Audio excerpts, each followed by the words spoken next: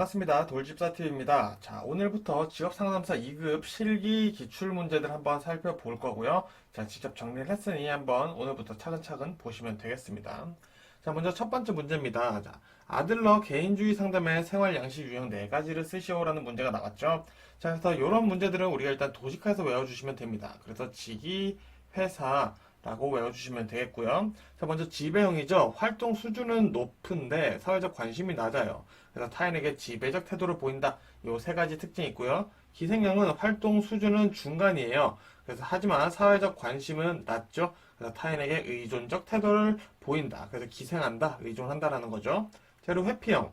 활동 수준, 사회적 관심이 모두 낮은 단계예요. 그래서 타인을 회피하는 태도를 보인다라는 거죠. 자, 사회형, 가장 유용하다라고 볼 수 있겠죠. 활동 수준, 사회적 관심이 모두 높아서요. 사회적으로 가장 유용한 표본이다. 라는 거 4개 외워주시면 되겠고요. 자, 아들러의 개인주의 상담 과정 목표 4가지를 쓰시오. 혹은 3가지를 쓰시오라는 문제가 나오기 때문에 우리 4가지를 외우는 게 좋겠죠. 자, 먼저 사회적 관심을 가지도록 돕는다. 자, 그리고 패배감을 극복하고 열등감을 감수할 수 있도록 돕는다. 그리고 잘못된 가치와 목표를 수정하도록 돕는다. 그리고 4번 동기 수정에 초점을 맞추고 잘못된 동기를 바꾸도록 돕는다. 5번 사회 구성원으로 사회에 기여하도록 돕는다.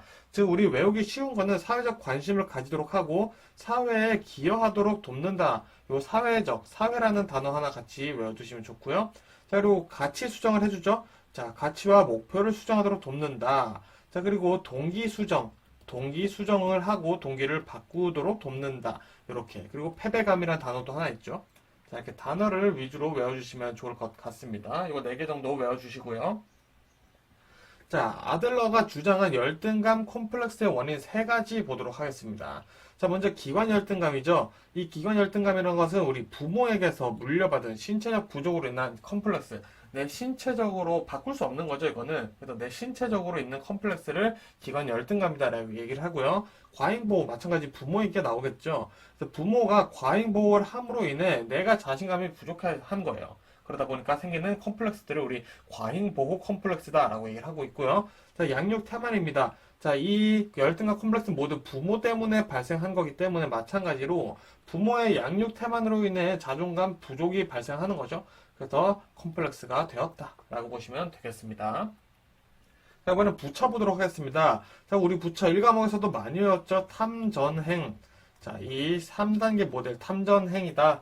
탐전에 써주면 되겠죠. 그래서 짧게 정리를 해보니까 자, 먼저 탐색 단계, 자기 개발, 흥미와 적성에 대한 탐색, 그리고 측정 결과에 대한 피드백 등이 이루어진다. 요거 그대로 외워주시고요. 전환 단계는 뭘까요? 자, 일과 삶의 가치에 대한 조사, 자신의 가치에 대한 피드백 혹은 가치와 피드백 간의 불일치 해결이 이루어지는 단계다 보시면 되겠고요.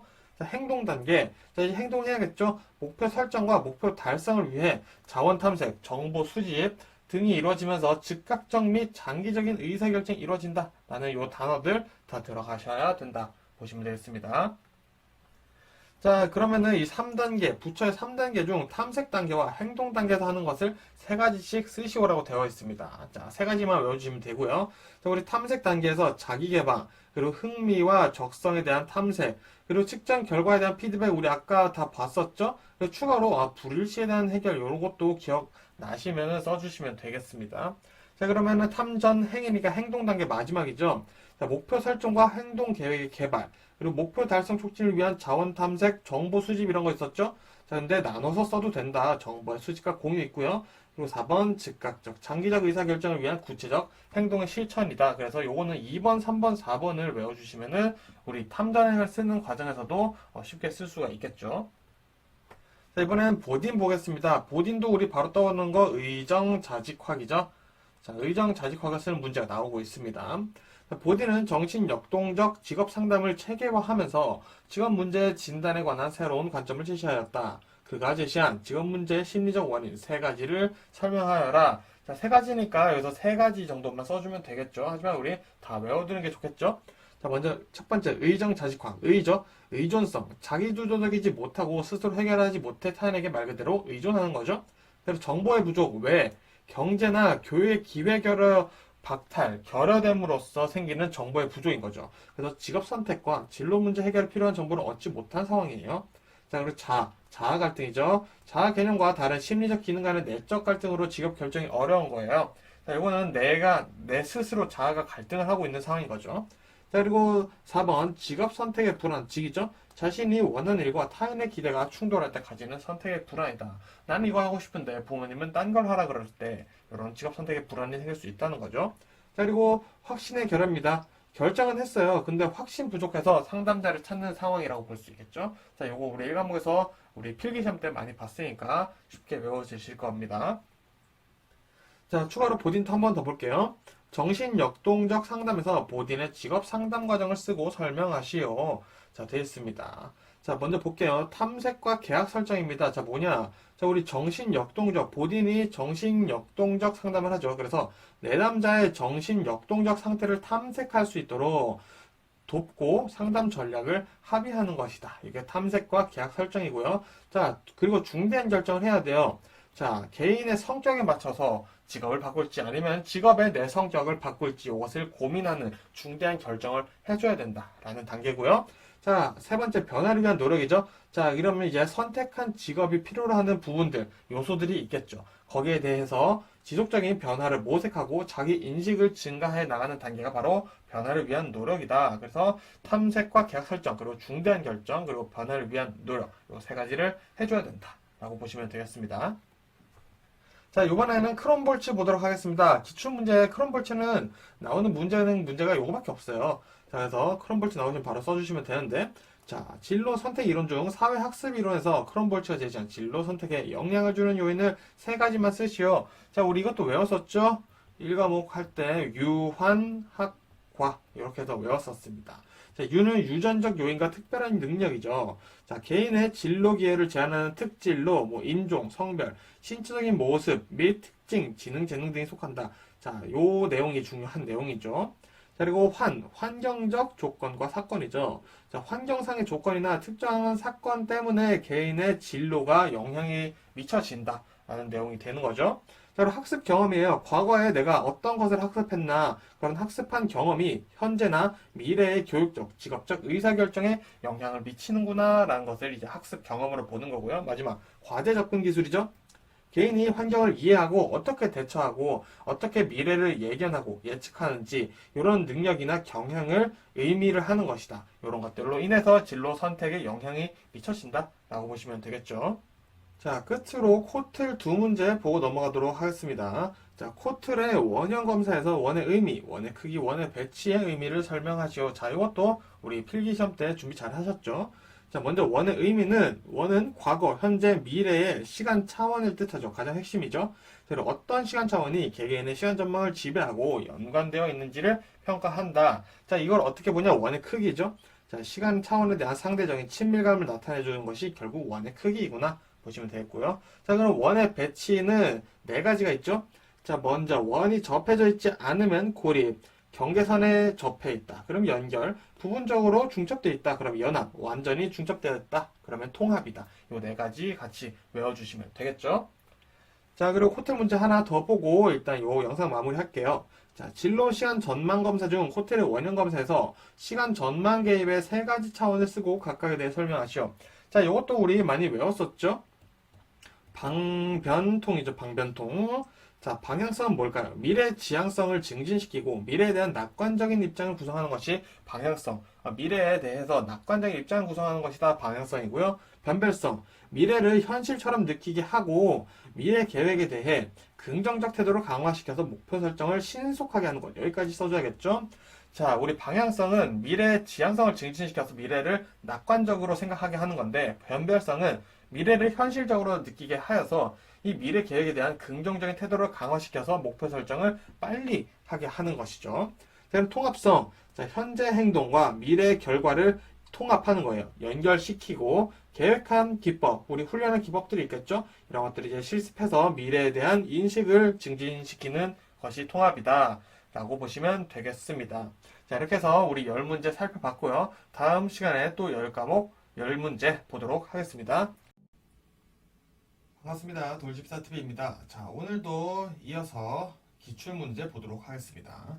자, 내담자의 흥미를 사정하려고 할 때 사용되는 흥미 사정 기법을 세 가지 쓰고 설명하시오 되어 있습니다. 자, 세 가지만 쓰면 되죠. 자, 먼저 첫 번째 직업 선호도 검사가 있습니다. 홀랜드가 제시한 흥미유형 6가지 있죠. 6가지에 대입해 내담자의 직업 선호도를 사정한다. 간단히 써주시면 되고요. 직업 카드 분류법이 있죠. 직업 선택의 동기와 가치를 알아보는 것으로 직업 카드를 선호군, 혐오군, 미결정, 중성군으로 분류하여 흥미를 사정한다. 자, 뒤에 내용 꼭 써주시면 되겠죠. 자, 그리고 흥미 평가 기법이 있습니다. 내담자에게 알파벳에 맞춰 흥미거리를 종이에 기입하게 하여 사정하는 것이고요. 네 번째, 작업 경험 분석이 있습니다. 내담자가 경험했던 일과 관련된 작업을 분석해 흥미를 찾아낸다. 네 가지 중에 세 가지 써주시면 되겠고요. 자, 흥미 사정에 관한 로의 2차원 분류 체계에서 6가지 수직 차원을 쓰시오 되어 있습니다. 다 외워야겠죠? 자, 순서 보시면은 고급 전문 관리, 그 다음에 중급 전문 관리, 그 다음에 준 전문 관리 있고요. 그 다음에 숙련직, 그 다음에 반숙련직, 비숙련직 이렇게 나뉘어진다. 외워주시면 되겠고요. 자, 내담자의 흥미를 사정하는 목적 5가지를 쓰시오 되어 있습니다. 자, 먼저 자기인식을 발전시킨다. 자기인식. 두 번째, 직업 대안을 규명한다. 세 번째, 직업 탐색을 유도한다. 네 번째, 직업 교육상의 불만족 원인을 규명한다. 다섯 번째, 여가 선호와 직업 선호를 구별한다. 되어 있습니다. 자, 한국 표준 직업 분류 좀 보겠습니다. 자, 한국 표준 직업 분류에 따른 직능 수준을 빈칸에 쓰시오 되어 있죠. 자, 먼저 관리자 있습니다. 4직능 혹은 3직능이 필요하고요. 자, 두 번째, 전문가 및 관련 종사자 있죠. 4직능 혹은 3직능. 자, 관리자와 똑같습니다. 자, 그리고 나머지 3에서 8까지는 서비스와 판매 종사자예요. 2직능 수준이 필요하겠고요. 그리고 9번 있죠. 단순 노무 종사자 제1직능 필요하다. 그리고 추가로 군인 제2직능 수준 필요하다라는 거 외워두시면 되겠습니다. 자, 그리고 한국 표준 직업 분류에서 직업 분류 개념인 직능, 직무 수준, 직능 유형에 대해서 설명하시오라는 문제가 있습니다. 자, 먼저 직능이라는 것은 주어진 직무의 업무와 과업을 수행하는 능력을 의미하고요. 직능 수준은 직무 수행 능력의 고저를 말하며 정규교육, 직업훈련, 직업경험, 그리고 선천적 능력과 사회, 문화적 환경 등에 의해 결정되는 것을 직능 수준이다 라고 하고요. 직능 유형은 직무 수행에 요구되는 지식의 분야, 사용하는 도구 및 장비, 투입되는 원재료, 서비스의 종류와 관련됐다 라고 외워주시면 되겠습니다. 자, 다음 문제. 한국 표준 직업 분류에서 직업 분류의 일반 원칙 2가지를 쓰시오 되어 있습니다. 자, 포괄성의 원칙과 배타성의 원칙이죠.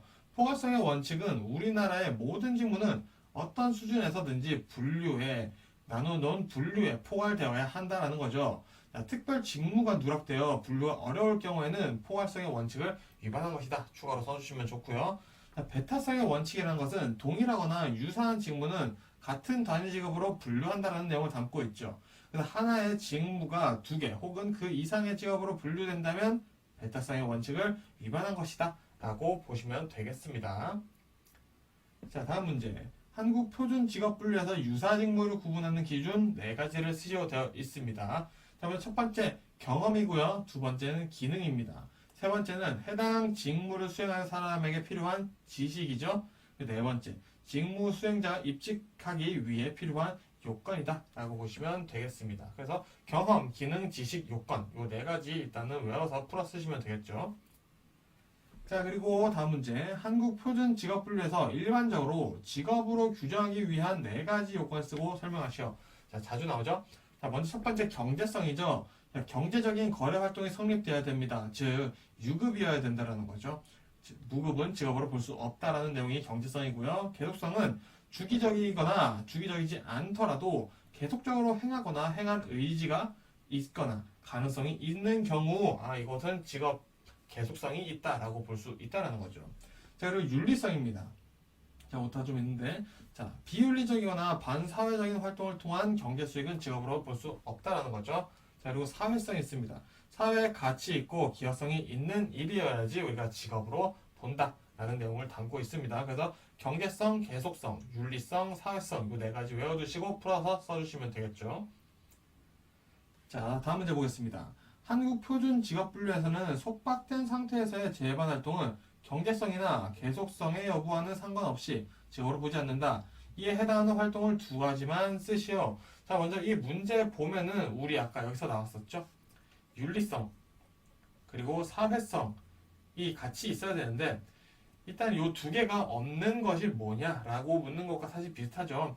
그래서 1번 보시면 사회복지시설, 수용자의 시설 내 경제활동은 우리 윤리성에 맞는다라고 볼 수가 없겠죠. 말이 안 나오네요. 자, 두 번째, 수용자의 활동과 같이 법률에 의한 강제 노동을 하는 경우, 자, 요거 같은 경우에는 어떻게 보면 직업이라 당연히 볼 수 없겠죠. 일을 하고 싶지 않은데 일을 하는, 벌로 받아서 일을 하는 거기 때문에 이렇게 벌에 의해서 일을 하는 것은 직업이다 볼 수 없다라고 보시면 되겠습니다.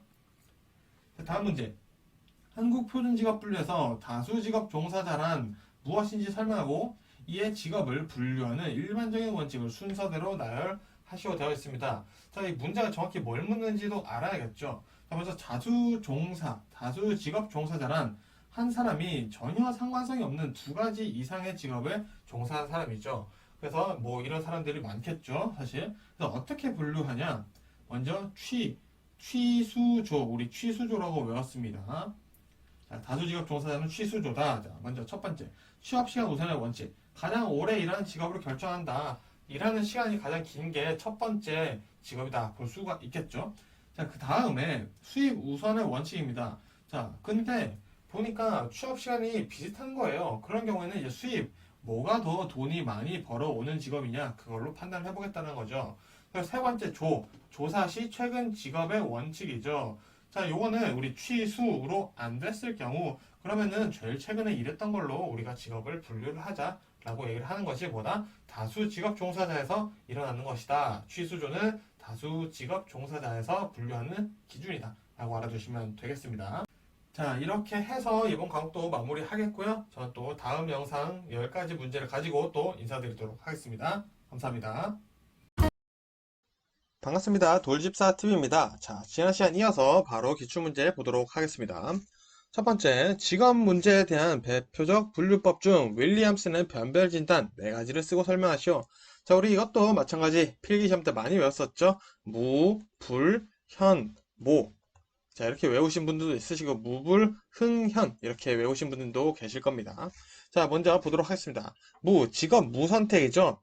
직업 선택을 해본 적이 없거나 선호한 직업 중 아직 선택을 못한 경우입니다. 말 그대로. 자, 요거 외워주시면 되고요. 두 번째, 불이죠. 불확실한 직업 선택. 자, 직업을 선택을 하기는 했어요. 근데 선택에 대한 자신감과 확신이 없는 상태죠.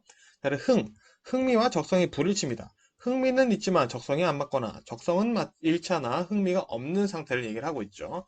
자, 그리고 현명하지 못한 선택이죠. 자신의 능력보다 높은 직업이 아니라 낮은 직업이나 흥미나 적성과 관계없이 직업을 선택한 경우 현명하지 못한 선택이다 라고 해서 윌리엄슨 하면은 무불흥현 변별진단 4가지다 외워주시면 되겠죠.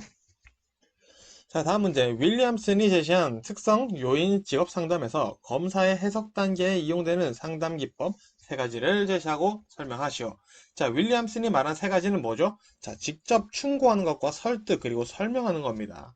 자, 직접 충고는 말 그대로 검사 결과를 토대로 상담자가 느끼는 솔직한 견해를 내담자에게 전달하는 것을 직접 충고한다 라고 할 수 있겠죠. 그럼 설득은 뭐냐? 내담자에게 상담자가 논리적인 방법으로 검사 자료와 수집한 정보를 제공해 주는 것을 얘기를 하고 있습니다.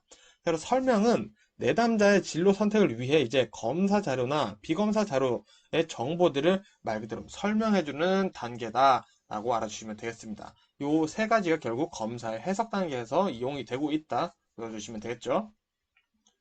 자, 다음 문제 긴즈버그입니다. 긴즈버그에 따르면 직업 선택은 환상기, 잠정기 및 현실기의 3단계로 이루어진다. 자, 현실기에 3가지 하위 단계를 쓰고 설명하시오. 자, 우리 이제 환잠현이죠. 환잠현 중에서 이제 현실기에 3가지 하위 단계를 쓰라는 거죠. 자, 탐색 단계 있습니다. 자, 이 탐색 단계에서는 먼저 직업 탐색과 직업 선택에 필요한 교육과 경험을 쌓기 위해 노력을 하는 단계라고 되어 있죠. 자, 그리고 구체화 단계 보면은 직업 목표가 구체화되고 자신의 직업 결정에 내적, 외적 요인을 고려하기 시작하는 단계다. 보시면 되겠고요. 그리고 특수화 단계입니다. 자신의 진로 결정에 세밀한 계획을 세워서 고도화, 세분화된 의사 결정이 이루어진다라는 거죠. 그래서 이 탐구특 해서 현실기에는 탐구특 요 세 가지 하위 단계가 있다. 외워주시면 되겠습니다. 자, 이번에는 의사 교류 분석 보겠습니다. 의사 교류 분석 상담의 제한점 세 가지를 쓰시오. 자, TA가 의사 교류 분석이죠. 자, 이 의사 교류 분석, TA의 주요 개념에 대한 실증적 연구가 있지만, 자, 과학적 증거로 제시되었다고 보기는 어렵다. 중요한 건 이거죠. 과학적 증거가 좀 부족하다. 이런 내용이죠. 자, 두 번째, TA의 많은 개념이 인지적이므로 지적 능력이 낮은 대상자에는 다소 부적절할 수 있다. 자, 인지적, 지적 능력이 낮은 대상자에는 조금 부적절할 수 있다. 이 얘기죠. 자, 세 번째, TA의 주요 개념이 창의적이기도 하지만 추상적이어서 실제 적용이 어렵다. 즉, 우리 핵심 뭐다? 과학적 증거로 제시되기는 어렵다. 지적 능력이 낮은 대상자에게는 적용하기 힘들다. 그리고 다소 추상적이어서 실제 적용이 어렵다. 이 세 가지 핵심으로 외워주시면 되겠죠? 자, 다음 문제. 교류 분석 상담에서 개인의 생활 각본을 구성하는 주요 요소인 기본적인 생활 자세를 네 가지 쓰고 설명하시오 되어 있습니다. 자, 요거 I'm okay, you are not okay. 뭐 요 내용들 기억나시나요? 자, 한국어로 풀어보겠습니다. 먼저 자기 긍정, 타인 긍정이에요. 둘 다 긍정이죠. 그래서 타인에 대하여 생산적인 인간관계를 가지는 부분이죠. 자, 근데 자기 긍정, 타인 부정이다. 자, 그럼 타인에 대해서 공격적인 태도를 가지게 되고요. 자기 부정, 타인 긍정. 자, 그러면은 나는 부정이니까 자기 비하적인 태도를 보일 수 있겠죠? 타인과 비교하는 태도를 가지면서 나를 계속 비하하게 되는 겁니다. 그리고 네 번째, 자기 부정, 타인 부정. 가장 최악인 단계죠. 세상에 대한 무기력함과 모든 것을 포기하려고 하는 태도를 가진다. 자, 포기하려는 태도를 가진다라는 거 써주시면 되겠습니다. 자, 다음 문제. 교류 분석 상담 이론에서 상담자가 내담자를 조력하기 위해서 생활을 분석할 때 사용할 수 있는 분석 유형 세 가지를 설명하시오. 자, 교류 분석 상담의 분석 유형 세 가지라는 거죠. 자, 먼저 첫 번째 구조 분석이 있습니다. 자, 구조 분석은 뭐냐? 내담자의 성격을 구성하는 것으로 자아의 내용이나 기능을 분석하는 것이죠. 자, 그래서 내담자는 부모자, 성인자, 어린이자로 구분된다. 라는 거 보시면 되겠고요. 교류 분석은 내담자의 행동과 태도를 봅니다. 그래서 타인과 어떤 자아로 교류를 하는지 분석을 해보는 것이죠. 그래서 여기서 우리 상보교류, 교차교류, 이면교류가 있죠. 기억나시죠? 자, 세 번째 게임 분석이 있습니다. 자, 내담자의 암시적이고 저의적인 교류를 정형화하여 분석하는 것이다. 자, 내담자가 말하지 않은 것들을 분석을 해보겠다 하는 거죠. 그래서 세 가지 구조 분석, 교류 분석, 게임 분석 세 가지가 있다라는 거 외워두시면 되겠고요. 자, 의사 교류 분석 상담 기법에서 주장하는 역동적 자아 상태 세 가지. 아, 이거 뭐지? 어렵게 생각하실 필요 없고요. 대표적인 거죠. 부모자, 어른자, 어린이자. 이 세 개 있다라는 거 우리 필기 공부하시면서 외우셨을 거라 믿습니다. 자, 다음 문제. 힐리의 긍정적으로 자기를 인지하고 자신감을 높이기 위한 8가지 원칙 중 5가지를 기술하시오. 자, 이 문제는 사실 좀 인기가 없는 문제죠. 그래서 5가지만 딱 한번 정해보고 보겠습니다. 자, 첫 번째. 다양한 범위의 행위를 경험하고 숙고한다. 두 번째. 삶의 의미 있게 관찰하고 숙고한다.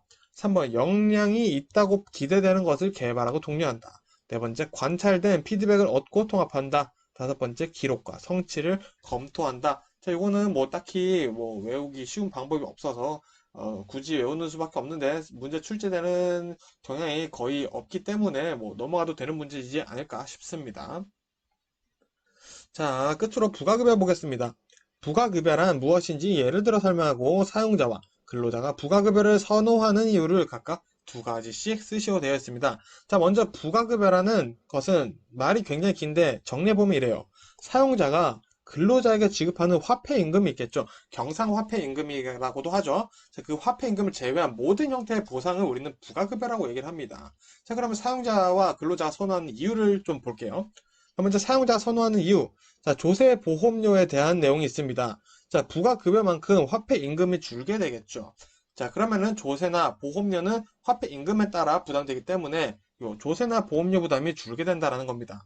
자, 그리고 장기 근속과 생산성이 향상되어 자, 이직률이 높은 경우 발생하는 훈련 비용 등을 절감하고 근로자의 장기 근속을 유도할 수 있다라는 장점이 있다라는 거죠.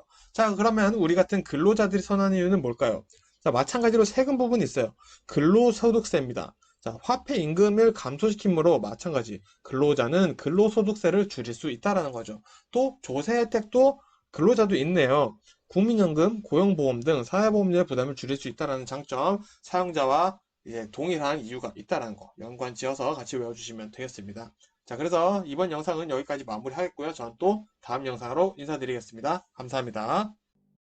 반갑습니다. 돌집사TV입니다. 자, 이번 시간에도 바로 기출문제 보도록 하겠습니다. 자, 첫 번째, 타당도의 종류 4가지를 기술하시오 되어 있죠. 자, 우리 타당도 종류 4가지, 준거 타당도, 안면 타당도, 내용 타당도, 구성 타당도 이렇게 4가지 있다 외워주시면 되겠고요. 준거 타당도는 뭐냐? 자, 어떤 심리 검사가 특정 준거, 기준이죠. 특정 준거와 어느 정도 관련성이 있는지 알아보는 것으로 간단히 써주시면 되고요. 안면 타당도는 검사를 받는 사람들에게 타당도를 물어보는 거예요. 그래서 이 검사가 타당한지 파악하는 거죠. 그래서 우리 비전문가들이 되겠죠. 자, 내용 타당도는 뭐냐? 검사의 문항들이 측정하고자 하는 내용 영역을 얼마나 잘 반영하는지 보는 것이다. 풀어서 써주시면 되겠고요. 구성 타당도는 측정하고자 하는 추상적 개념인자들이 실제로 측정 도구에 의해 제대로 잘 측정되고 있는지를 확인을 하는 것이다. 그래서 내용 타당도와 구성 타당도의 차이가 약간 모호하다고 느낄 수 있으므로 잘 외워주시는 게 중요하겠죠? 자, 그럼 준거 타당도 보겠습니다. 자, 준거 타당도의 의미를 쓰고 준거 타당도에 속하는 타당도의 종류를 2가지 제시하고 간략하게 설명하시오. 자, 까다롭네요. 자, 먼저 준거 타당도 보겠습니다. 자, 어떤 심리 검사와 특정 준거와 어느 정도 관련성이 있는지 알아보는 것이라고 방금 봤는데요. 자, 종류 보겠습니다. 먼저 첫 번째 예언 타당도 있죠. 자, 먼저 한번 예언해보는 거죠. 검사 점수와 미래 행위 측정치 간의 상관계수를 추정하는 거예요. 자, 무슨 말이냐? 어떤 적성 검사에서 높은 점수를 받은 사람이 있어요. 이 사람이 높은 점수를 받았다면 입사 후 업무 수행도가 우수할 것이다 라고 예언을 해보는 거예요. 근데 실제로 우수하다. 그러면은 예언 타당도가 높다라고 할 수 있다라는 거죠. 자, 동시타당도는 뭐냐? 타당성을 인정받은 기존 검사가 있어요. 그 기존 검사와 내가 요번에 새로 만든 검사 사이의 상관계수를 파악해 보겠다는 거죠. 예를 들어서 영어 면접 시험의 타당도를 입증하기 위해 공인 영어 시험 점수를 비교해 보는 거예요. 자, 그러면은 자, 공인 영어 시험 점수가 높은 사람들이라면 영어 면접 시험이 더 높을 수 있겠죠. 아, 그러면은 이 공인 영어 시험을 보는 것이 효과가 좀 있다라고 볼 수 있는 거죠. 그래서 동시 타당도는 이제 동시에 타당도를 비교를 해보겠다라는 개념이 있는 겁니다. 자, 다음 문제. 심리검사에서 준거 타당도의 개수의 크기에 영향을 미치는 요인을 3가지만 쓰고 각각에 대해 설명하셔도 되어 있습니다. 자, 타당도의 개수에 영향을 미치는 요인이죠. 자, 첫 번째 표집 오차입니다. 자, 모집단 조사를 위한 표본의 표집 과정에서 초래된 데이터 수집의 오차. 자, 이거는 뭐 당연히 맞는 말이겠죠. 자, 두 번째, 준거 측정지의 타당도입니다. 자, 타당도겠죠, 결국에는. 준거 측정치가 해당 개념 준거를 얼마나 잘 반영하는지 보는 타당도 검사가 당연히 검사의 준거 타당도에 영향을 미칠 수 있겠죠. 자, 세 번째는 신뢰도예요. 준거 측정치의 신뢰도인데요. 신뢰도가 낮으면 검사의 준거 타당도가 낮아집니다. 즉, 준거 측정치의 타당도를 계산하는 준거 측정치의 신뢰도가 영향을 미칠 수밖에 없다라는 거죠. 그래서 우리 간단하게 외울 거면은 표지 오차, 타당도, 신뢰도 이 3개가 준거 타당도 개수의 크기에 영향을 미치는구나 외워두시면 되겠죠. 자, 다음 문제. 구성 타당도를 분석하는 대표적인 방법 2가지를 쓰고 설명하시오 있습니다. 자, 꼭 외워주셔야겠죠. 변별 타당도가 있고 수렴 타당도가 있는데요. 변별 타당도 먼저 보겠습니다. 자, 검사의 결과가 그 속성과 관계없는 변인들과 낮은 상관관계를 지니고 있는지의 정도를 측정을 하는 것이다. 즉, 이 검사, 변별력이 있는지 없는지를 보겠다는 거죠. 그래서 이 상관계수, 변별 타당도의 상관계수가 낮을수록 변별 타당도는 높다라고 할 수 있겠죠. 자, 그럼 수령 타당도는 뭐냐? 검사의 결과가 그 속성과 관계 있는 변인들과 높은 상관관계를 지니고 있는지를 확인해보는 겁니다. 자, 그렇기 때문에 이 수렴 타당도는 상관계수가 높아야 수렴 타당도가 높다라고 할 수 있겠죠. 요거 그대로 외워주시면 되겠습니다. 자, 다음 문제. 생애 진로 평가가 무엇인지 그 의미를 쓰고 생애 진로 평가를 통해 얻을 수 있는 정보 3가지를 쓰시오. 자, 우리 생애 진로 평가도 1차 때 많이 나왔죠? 자, 상담자와 내담자가 처음 만났을 때 짧은 시간 동안 사용해볼 구조화된 면접 기법으로 내담자의 정보와 행동을 이해하는 데 도움이 되는 질적 평가 절차이다 라는 거. 우리 구조화된이라는 단어 하나 넣어주시는 게 굉장히 좋고요. 자, 얻을 수 있는 정보 3가지는 뭐냐? 자, 내담자 스스로의 가치와 자기 인식의 정도, 내담자가 스스로를 어떻게 생각하고 있는 건지 알 수 있고요. 두 번째, 내담자의 교육 수준과 직업 경험에 대한 객관적인 정보. 그리고 세 번째, 내담자 자신의 기술과 유능성에 대한 자기 평가 및 상담자의 평가 정보가 들어간다라는 거 알아두시면 되겠네요. 자, 다음 문제. 직업 상담의 구조화된 면담법으로 생애 진로 사정 구조의 네 가지에 대해 설명하시오. 자, 우리 1차 때 많이 외웠죠? 우리 진, 강, 요 이렇게 해서 외우셨을 겁니다. 자, 그럼 진로 사정이죠. 내담자의 직업 경험, 교육, 훈련 과정, 여가 활동에 대해서 사정한다. 요거 다 들어가 있어야겠죠? 그리고 전형적인 하루죠. 내담자가 의존적인지 독립적인지 보고 자발적인지 진취적인지 파악하도록 돕는 것이 전형적인 하루를 보는 것이다. 보면 되겠고요. 그리고 강점과 장애죠. 내담자의 강점, 직면적인 문제나 장애, 그리고 장애를 극복하기 위해 가지고 있는 대처 자원이나 잠재력을 탐구를 하는 것이 강점과 장애다. 그리고 요약을 해보는 거겠죠. 내담자 스스로 자신에 대해 알게 된 내용을 요약해보면서 자기 인식을 증진한다. 이 내용 꼭 넣어주시면 되겠습니다. 다음 문제. 생애 진로 사정 구조 4가지와 생애 진로 사정을 통해 얻을 수 있는 정보 3가지를 쓰시오. 우리 앞에 나왔었던 정보 문제 2가지를 합쳐진 거죠. 자, 그래서 생애 진로 사정 구조 4가지. 강요 해서 외워주시면 되고요. 정보 3가지 한 번 더 볼게요. 내담자의 스스로의 가치와 자기 인식 정도, 그리고 내담자 교육 수준과 직업 경험에 대한 객관적인 정보, 그리고 내담자 자신의 기술과 장점에 대한 가기 평가 및 상담자의 평가 정보가 필요하다. 자, 요거 한 번 더 보시라고 제가 넣어뒀습니다. 자, 다음 문제. 생애 진로 사정의 구조 중 진로 사정의 3가지 부분을 쓰고 각각에 대해 설명하시오. 자, 이거 무엇을 하는 건지 모르시면 안 되겠죠. 자, 이 3가지 부분은 뭐냐? 먼저 첫 번째, 일의 경험입니다. 내담자의 일의 경험과 관련하여 좋았던 점과 싫었던 점을 사정시켜 보는 거죠. 두 번째는 교육 또는 훈련 과정이에요. 똑같습니다. 내담자의 교육 또는 훈련 과정과 관련하여 좋았던 점과 싫었던 점을 사정하는 거죠. 그리고 여가 시간입니다. 내담자가 여가 시간을 어떻게 쓰는지 한번 사정을 해보라. 요 얘기를 하고 있는 거죠. 자, 다음 문제. 역량검사와 속도검사에 대해서 설명하시오. 자, 이런 문제 사실 자주 나오진 않는데 또 틀리면 억울하니까 보겠습니다. 역량검사란 수학 경시대회 같은 거죠. 시간 제한이 없고 어려운 문제로 구성되어 숙련도보다는 문제 해결에 초점을 맞추고 있다. 그래서 시간 제한이 없고 어려운 문제다. 그래서 문제 해결 초점에 맞추는 것이 역량검사다. 수학 경시대회죠. 속도검사는 뭐냐? 반대겠죠. 시간 제한이 있어요. 그리고 되게 쉬운 문제로 구성되어 있어서 문제 해결보다는 숙련도에 초점을 맞춘다라는 거죠. 그래서 예를 들어 보자면 웩슬러의 지능 검사 중에서 이제 소검사, 그러니까 이런 것들이 속도 검사에 해당한다라고 보시면 되겠습니다. 자, 그리고 끝으로 이 문제 한번 보겠습니다. 직업 능력 개발 훈련에서 목적에 따른 훈련 방법 3가지를 쓰시오. 자, 이거 우리 많이 외웠죠? 양성 훈련, 향상 훈련, 전직 훈련 있죠? 자, 양성 훈련은 근로자가 직업에 필요한 기초 직무 수행 능력을 습득시키기 위한 훈련이에요. 자, 그럼 향상 훈련은 업그레이드 된 거겠죠. 자, 기초 직무 수행 능력이 있는 근로자에게 더 높은 수준의 직무 수행 능력을 습득시키거나 지식 기능을 보충하기 위해서 하는 것이보다 향상 훈련이다. 그래서 요거 향상 훈련은 약간 경력자한테 느낌이고 양성 훈련은 이제 신입 사원한테 하는 느낌이겠죠. 자, 그리고 전직 훈련 말 그대로 전직하는 거죠. 근로자의 재취업을 위한 훈련으로 종전과 유사한 직업이거나 새로운 직업을 위해 필요한 직무 수행 능력을 습득시키는 훈련은 말 그대로 전직 훈련이다. 우리가 전직을 하려면 그 전직에 맞는 새로운 것들을 배워야 될 수도 있겠죠. 그런 것들을 해주는 것이 전직 훈련이다. 이렇게 해서 풀어서 써주시면 되겠습니다. 자, 그래서 이번 영상은 여기까지 하고요. 다음 영상으로 또 인사드리도록 하겠습니다. 고생 많으셨습니다. 반갑습니다. 돌집사TV입니다. 자, 이번 시간도 바로 기출문제 보도록 하겠습니다.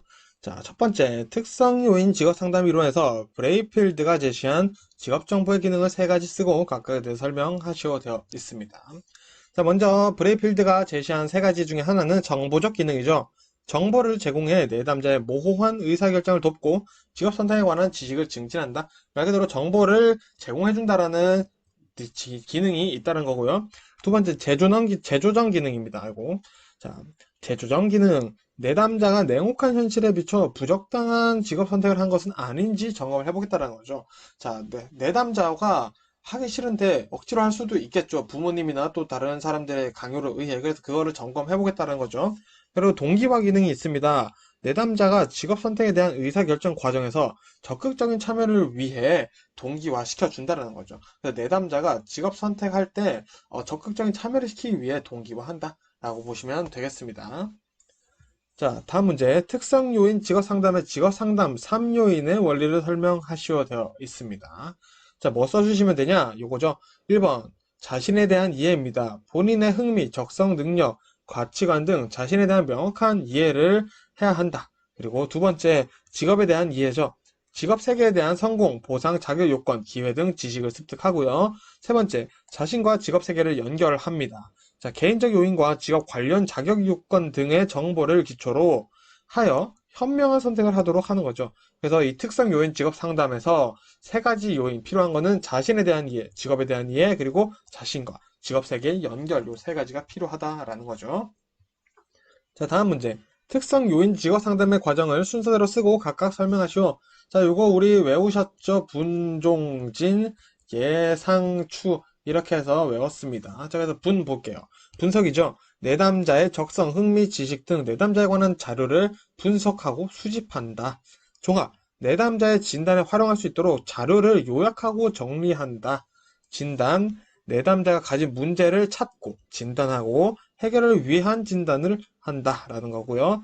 예측, 진단 결과를 통해 진로 문제를 해결할 수 있는 대안을 찾고 성공 가능성을 예측하는 것이다. 이게 핵심이죠. 그리고 상담, 내담자가 바람직한 행동을 할 수 있도록 상담자가 이제 개입을 하는 단계다 보시면 되겠고요. 추수 지도, 자, 직업 문제 해결과 목표 달성을 위해 지속적인 도움과 지도를 하는 것이 우리 추수라고 할 수 있죠. 그래서 이 단어들 보고 내용 떠올려서 써주시면 되겠습니다. 자, 다음 문제. 내담자 중심 직업 상담과 특성 요인 직업 상담의 차이를 두 가지 이상 설명하시오 되어 있습니다. 두 가지만 쓰면 되겠죠. 자, 첫 번째, 특성 요인 직업 상담은 과거 경험을 중시하지만 내담자 중심 직업 상담은 현실을 중요시하죠. 자, 사실 이게 제일 외우기가 일단 쉽고요. 두 번째, 특성 요인 직업 상담은 검사와 진단을 중요시하지만 내담자 중심 직업 상담은 검사와 진단이 반드시 필요하다라고 보지는 않는다. 그래서 1번, 2번 외우시기가 사실 제일 편하시고요. 3번도 있는데 한번 기억나시면 또 쓰실 수 있으니까. 자, 3번. 특성 요인 직업 상담은 촉진적 관계 형성을 중시하지만 내담자 중심은 라포 형성을 중요하게 생각한다. 그래서 여기서 원하시는 거 두 개 선택해서 외워주시면 되겠죠. 자, 다음 문제. 내담자 중심 상담 기법에서 상담자의 태도 세 가지를 쓰시오. 자, 우리 내담자 중심이라고 하면은 내담자를 많이 신경 써준다는 거죠. 상담자가 큰 역할을 하지 않습니다. 그래서 상담자는 뭘 해줘야 되냐? 먼저 일치성이 필요합니다. 상담자의 감정이나 생각을 있는 그대로 인정하고 일치화시키고 있는 그대로 솔직하게 표현하는 거. 어떻게 보면 이거 직면이랑 비슷한 느낌이라고 볼 수 있겠죠. 자, 그리고 또 중요한 거. 무조건적인 수용이죠. 내담자의 말을 비판, 판단, 기준 이런 거 없이 그대로 수용해주는 것이죠. 그리고 공감. 내담자의 감정과 경험을 상담자인 것처럼 마치 내 것인 것처럼 느끼고 이해해주는 것이 필요하다. 그래서 요 세 가지도 꽤 자주 나오고 있으니 외워주시면 좋을 것 같고요. 자, 다음 문제 보겠습니다. 일반 직업 적성 검사, GATB, 가츠비, 저는 개츠비라고 부르는데요. 자, 개츠비의 내용을 세 가지 쓰고 설명하시오 되어 있습니다. 자, 요 세 가지 많은데 여기서 6가지를 써놨어요. 제가 선택해서 외워주시면 되겠습니다. 그래서 하나씩 보면은 먼저 지능, 일반적인 학습 능력, 설명이나 지도 내용, 원리 이해 능력이다. 지능은 자, 언어 능력은 뭐냐? 언어의 뜻과 그에 관련된 개념 이해와 사용하는 능력이구나 라고 보시면 되겠고요. 자, 세 번째 수리 능력, 신속하고 정확하게 계산하는 능력이다. 자, 그리고 4번 손 재치죠. 손을 마음대로 정교하게 조절하는 능력, 물건을 짚고 놓고 이런 것들이 해당하고요. 손가락 재치는 손가락을 정교하고 신속하게 움직이는 능력이고요. 6번은 운동 반응, 눈과 손 혹은 손가락 함께 사용하여 빠르고 정확하게 운동할 수 있는 능력이다. 자, 여기서 우리가 3개만 쓰면 되기 때문에 원하시는 거, 잘 외워지는 거 3개만 선택해서 외워주시면 되겠습니다. 자, 다음 문제. 성능 검사와 성향 검사에 해당하는 검사를 각각 3가지씩 쓰시오. 자, 조금 어렵죠? 자, 먼저 성능 검사 보겠습니다. 성능 검사는 지능 검사, 적성 검사, 성취도 검사 이렇게 있고요. 지능 검사에는 스탠퍼드 비넷 지능 검사, 한국판 웩슬러, 성인용 지능검사 이런 것들이 있고요. 적성검사는 일반 직업 적성검사 개츠비가 있네요. 성취도검사는 토익, 토플 등이고요. 뒤에 거 기억나시면 써주시면 되는데 아니라면은 앞에 성능검사는 지능검사, 적성검사, 성취도검사, 지적성이다. 성능검사는 지적성을 가지고 있다. 라고 일단 이거라도 외워주시고요. 자, 성향검사를 보시면은 성격검사, 승리검사, 태도검사 있습니다. 성격검사는 성격 오요인 검사, MBTI, 그리고 캘리포니아 성격검사 있고요. 흥미검사 우리 많이 배웠죠. 스트롱 캠벨 흥미검사, 쿠더 직업 흥미검사 있고요. 그리고 태도검사는 직무 만족도 검사 있죠. 자, 그리고 성능검사는 지적성을 가지고 있고요. 성향검사는 성흥태를 가지고 있다. 성흥태를 가지고 있구나. 이렇게 해서 도식화해서 외워주셔서 떠올리시면 되겠습니다. 자, 다음 문제. 행동주의 상담에서 노출치료법의 세 가지 방법을 쓰고 각각에 대해 설명하시오. 자, 요거는 제가 네 가지를 써놨는데 먼저 제일 쉬운 거는 홍수법이에요. 한 방에 홍수처럼 한 방에 공포작에 직면시키는 거죠. 그리고 나서 세 개를 나머지 두 개를 선택해서 외워주셔도 됩니다. 자, 그래서 첫 번째 보면은 실제적 노출법. 말 그대로 실제로 공포작에 노출시켜버리는 거예요. 자, 두 번째 심상적. 상상으로만 하는 거죠. 내 마음적으로, 심상적으로 공포작을 상상시켜서 노출시키는 거고요. 점진적 노출법은 말 그대로 수위가 낮은 공포작부터 높은 쪽으로 점차 노출시키는 약간 체계적 둔감법 같은 느낌이죠. 자, 그래서 이 중에서 내가 외우기 쉬운 거 3개 선택해서 외워주시면 되겠습니다. 자, 다음 문제 보겠습니다. 행동주의 상담에서 불안 감소 기법, 학습 촉진 기법에 대해서 3가지씩 쓰시오 되어 있습니다. 자, 먼저 불안 감소 기법은 우리 홍수법, 주장훈련, 체계적 둔감법 이렇게 있고요. 학습 촉진 기법에는 강화, 변별학습, 토큰법, 모델링 있습니다. 자, 근데 이 학습 촉진 기법은 도식화해서 외워주시면 돼요. 강변모토라고 저는 외웠는데 지금 뭐 거꾸로 해놓긴 했는데 이 학습 촉진 기법 4가지를 외워주시면 좋습니다. 자, 왜냐? 이런 식으로 또 문제가 나올 수도 있어요. 자, 행동주의 상담의 치료기법 중 적응행동 증진기법 3가지를 설명하시오. 적응행동 증진기법 3가지가 뭘까요? 자, 우리 방금 외웠었던 거 있죠?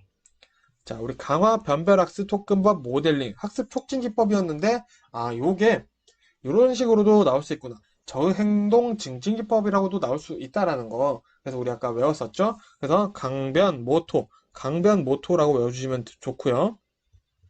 강화부터 보겠습니다. 자, 설명하시오 되어 있으니까. 자, 강화. 학습자에게 강화물을 제공하여 특정 행동의 빈도가 높아지도록 하는 것이다. 잘하는 걸 좀 더 강화시키겠다라는 거죠. 그리고 변별학습. 자극의 차이에 따라 서로 다른 반응을 보이도록 유도하는 것이 변별력을 주는 변별학습이다. 보시면 되겠고요.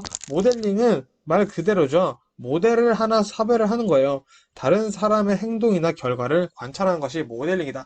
보시면 되겠고요. 자, 토큰법은 우리 말 그대로 토큰, 보상을 주는 거죠. 바람직한 행동을 할 때마다 원하는 물건과 교환 가능한 토큰을 주는 기법이다. 라고 보시면 되겠습니다. 그래서 이 강변 모토 외워주시면 되겠고요. 자, 이렇게 해서 이번 과목도, 이렇게 해서 이번 시간도 마무리하고 저는 또 다음 영상으로 인사드리도록 하겠습니다. 고생 많으셨습니다. 반갑습니다. 돌집사TV입니다. 자, 이번 시간도 이어서 기출문제 바로 보도록 하겠습니다.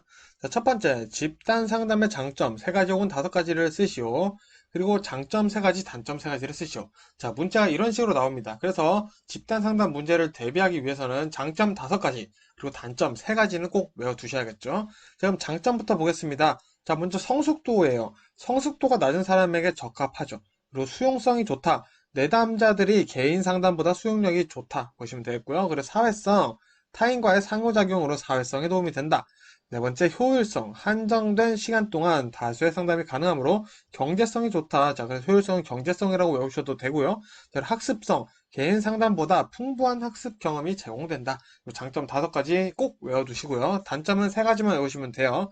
자, 먼저 첫 번째, 개인적인 문제가 충분히 다뤄지지 않을 수 있다. 두 번째, 비밀 유지가 어려울 가능성이 있다. 세 번째, 개인의 개성이 상실된 채 상담이 이루어질 수도 있다. 네 번째, 개인 모두를 만족시킬 수는 없어. 모두 내담자에게 적합하지 않을 수 있다. 라는 거죠. 당연한 거죠. 이런 내용을 우리가 보고 이해를 하시면 될 것 같습니다. 다음 문제. 집단 상담은 그 형태와 접근 방식에 따라 여러 가지로 나눌 수 있다. 집단 상담의 형태를 3가지 쓰고 각각 설명하시오. 자, 이 3가지 한번 보겠습니다. 첫 번째, 상담 집단입니다. 집단 구성원의 대인 관계 문제 해결, 자기 인식 증진, 부적응 행동 극복 등을 도와주는 것이 목적인 집단이고요. 자, 치료 집단이 또 있습니다. 정상적인 기능이 어려운 사람들을 대상으로 주로 병원이나 임상 장면에서 치료를 목적으로 하는 치료 집단이 있고요. 자조 집단이 있습니다. 공통의 문제, 관심을 가진 사람들을 대상으로 효율적인 문제의 대처를 위해 지지 체계를 형성하는 것을 목표로 한다. 자, 그래서 우리 자조 집단에는 뭐 알코올 중독자, 알코올 중독 뭐 해결하기 위한 모임들이 있죠. 자, 그게 자조 집단이다 보시면 되겠습니다. 자, 다음 문제. 톨버트가 제시한 것으로 집단 직업 상담 과정에서 나타나는 5가지 활동 유형을 쓰시오. 자, 톨버트 관련 문제는 이거밖에 안 나와요. 그래서 5가지 뭐냐? 자기 탐색, 상호작용, 직업적 정보 획득 검토, 그리고 개인적 정보의 검토 및 목표와 연결, 합리적 의사결정. 자, 요거 내용 보니까 어떻게 보니까 집단 상담의 장점과 내용이 상당히 비슷하죠? 그래서 우리 이 톨버트를 연결해서 집단 상담 장점 5가지 같이 외워주셔도 정답이 될 수 있다는 거 알아주시고요. 자, 다음 문제. 직무 분석 방법 중 최초 분석법에 해당하는 방법 5가지를 쓰고 각각에 대해 설명하시오. 자, 우리 최초 분석법이라는 말이 약간 생소할 수도 있는데 내용은 아는 거예요. 자, 먼저 관찰법이 있습니다. 직무 수행자를 현장에서 관찰하는 거죠. 그래서 직무 활동을 관찰해서 내용을 파악하는 게 관찰법이고요. 자, 면접법은 직무에 오랜 경험이나 지식을 가진 직무 담당자가 면접을 통해 직무를 분석해보는 거예요. 어떤 직무를 있나 한번 말 그대로 면접을 해보는 거죠. 그리고 체험법. 말 그대로 체험이죠. 직접 직무 활동을 해보고 체험하면서 직무 분석 정보를 얻는 거죠. 그리고 설문지법은 설문지를 돌리는 거죠. 그래서 이 설문지를 통해 직무 내용을 기술하게 하여 정보를 얻는 방법이 있고요.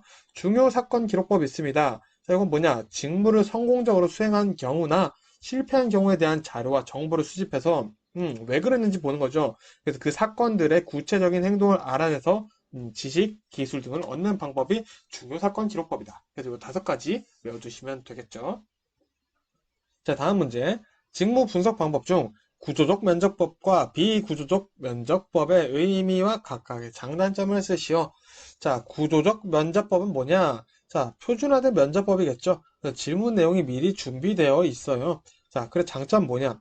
짧은 시간에 많은 정보를 획득할 수가 있습니다. 질문이 미리 준비되어 있죠. 그리고 비교가 용이해요. 그리고 검사 신뢰도가 상당히 높습니다. 자, 단점은 심층 정보를 획득하기가 좀 어렵고요. 융통성이나 자율성이 없겠죠. 자, 그러면 비구조적 면접법은 바로 역의 관계를 가지고 있겠죠. 자, 질문의 범위를 정해두고 준비 없이 응답자의 반응에 따라 진행을 하는 거예요.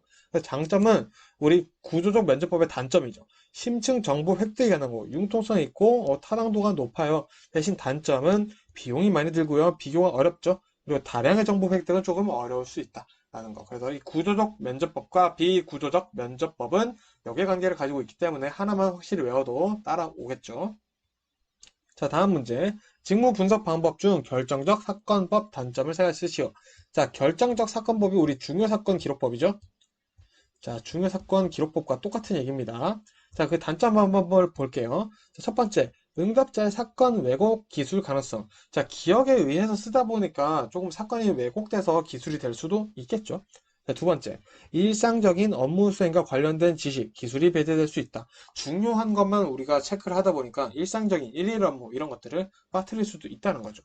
그리고 세 번째, 정확한 조사는 특별히 훈련받은 사람이 있어야 돼요. 자, 이런 중요한 사건들에 대해서 분석을 하려면 당연히 전문가, 이런 훈련받은 사람들이 해야 된다라는 단점을 가지고 있다라는 거 알아두시면 되겠습니다. 자, 다음 문제. 직무 분석 설문지 선택 시 평가 준거 3가지를 설명하시오.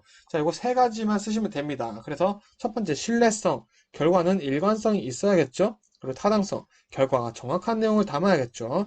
그리고 실용성. 사용이 쉽고 시간과 비용이 적게 들어야 된다. 이 내용 우리 1차 시험 때 봤었네요. 그래서 신뢰성, 타당성, 실용성 이 3가지가 설문지 선택 시 평가 준거 3가지구나 외워주시면 되겠고요. 추가로 표준성도 있는데 이거는 선택해서 외워주시면 되겠습니다. 자, 다음 문제.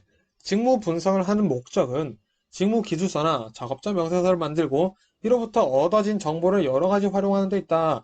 직무 분석으로 얻어진 정보의 용도를 3가지 쓰시오. 자, 이것도 우리 1차 때 많이 봤죠? 자, 3가지만 쓰면 되니까 한번 보도록 하겠습니다. 첫 번째, 모집 공고 및 인사 선발에 활용된다. 많이 봤던 내용이에요. 두 번째, 직무 평가의 기초 자료다. 이것도 많죠? 그리고 직무 분류에 활용된다. 자, 이거 제일 짧은 거 3개 외워주시면 사실 제일 좋겠죠? 자, 근데 우리 1번과 비슷한 내용 또 있어요. 4번 보시면은 선발된 사람의 배치, 승진 등 인사 관리에 활용된다. 자, 그럼 1번, 4번 묶어서 인사와 관련되어 있구나. 핵심 키워드는 일단 인사구나. 이거를 두 개로 쪼갤 수도 있겠죠? 그리고 5번 보시면은 직무 수행 평가 및 인사 고과에 활용된다. 그래서 이 5가지를 제가 써놨으니 원하시는 거, 편한 거 3개 외워주시면 되겠습니다. 자, 이어서 보겠습니다. 상담자가 자신의 관심을 충족시키기 위해 하는 질문이 아니라 내담자 스스로가 자신과 자신의 문제를 자유롭게 탐색하도록 허용함으로써 내담자 자신의 이해를 증진시키는 탐색적 질문을 하는 과정에서 상담자가 주의해야 할 사항 3가지를 쓰시오. 자, 한번 보겠습니다. 자, 먼저 탐색적 질문을 하는데 중요한 것은 개방적 질문이에요. 그래서 질문은 개방적 형태를 띠는 것이 좋고요. 자, 그리고 내담자의 감정을 끌어낼 수 있는 질문을 사용해야겠죠. 왜? 내담자가 스스로 자신과 자신의 문제를 탐색해야 되니까 당연히 내담자 감정을 끌어내야겠죠. 자, 그리고 마찬가지로 내담자 자신의 문제를 명료화할 수 있는 질문을 사용을 해주는 거죠. 자, 개방적인 질문을 하되 내담자가 자신의 문제를 명료화할 수 있을 만한 질문을 해주고요. 그리고 내담자의 감정을 끌어낼 수 있는 질문을 해줘야 된다. 이거를 3가지로 나눠서 써주시면 되겠죠. 자, 끝으로 보겠습니다. 상담에서는 언어적 행동뿐이 아니라 비언어적 행동도 중요하다. 상담에 도움이 되는 언어적 행동과 비언어적 행동을 각각 3가지씩 쓰시어 되어 있습니다. 자, 언어적 행동 보겠습니다. 첫 번째, 내담자가 이해하기 쉬운 언어를 사용한다. 그리고 개방적 질문을 사용한다. 그리고 유머를 사용한다. 그리고 내담자에게 호칭을 사용한다. 이런 것들이 이제 언어적 행동에 속한다. 어떤 뉘앙스구나 알아두시면 되겠고요. 자, 그럼 비언어적 행동은 행동이겠죠, 이제 말 그대로. 자, 그럼 미소. 내담자의 긴장을 덜어질 수 있고요. 그리고 끄덕임, 고개 끄덕임이죠. 자, 내담자의 말을 경청하고 있어요. 라고 얘기를 해주는 거고요. 그리고 기울임. 내담자 쪽으로 몸을 기울여서, 뭔가 친밀도를 느끼게 해주는 거죠. 그리고 눈 맞춤. 마찬가지로 내담자 말에 제가 주목하고 있습니다. 를 보여주는 비언어적 행동이다. 라고 보시면 되겠습니다. 자, 그래서 이번 영상도 여기까지 하도록 하고요. 저는 또 다음 영상으로 인사드리도록 하겠습니다. 고생 많으셨습니다. 반갑습니다. 돌집사TV입니다. 자, 지난 시간 이어서 바로 보도록 하겠습니다. 자, 첫 번째 문제. 일찍한 사람이 우울증에 빠지는 과정과 그것을 극복하기 위한 상담 과정을 앨리스의 합리적, 정서적 치료 과정에서 설명하시오. 라고 되어 있습니다. 자, 먼저 앨리스의 합리적, 정서적 치료 과정 하면은 A, B, C, D, E, F까지 써주시면 되겠죠. 자, 우리 A는 먼저 선행 사건이죠. 그래서 지금 실직한 사람이 우울증에 빠져 있는 상황이죠. 그래서 개인의 감정, 정서적 영향을 가져오는 구체적인 사건, 지금 여기서는 실직을 의미하고 있죠. 같이 써줘야겠고요. 자, B는 신념 체계입니다. 자, 앞선 선행 사건을 실직이죠. 실직을 통해 느낀 내담자의 비합리적인 신념 체계가 형성되었겠죠. 자, 그래서 C는 결과인데요.